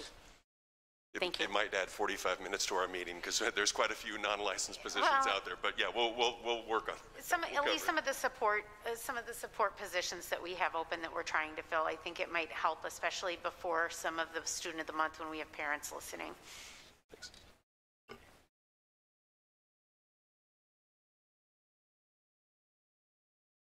We do need a motion to go into executive session to discuss collective bargaining and pending legal matters. So moved. Second. All those in favor? Aye. Aye. Aye. Aye. Aye. Opposed, nay. Motion carried. To those watching along at home, again, there is no action afterwards, so we will be ending the live stream. Thank you for tuning in to watch our board meeting.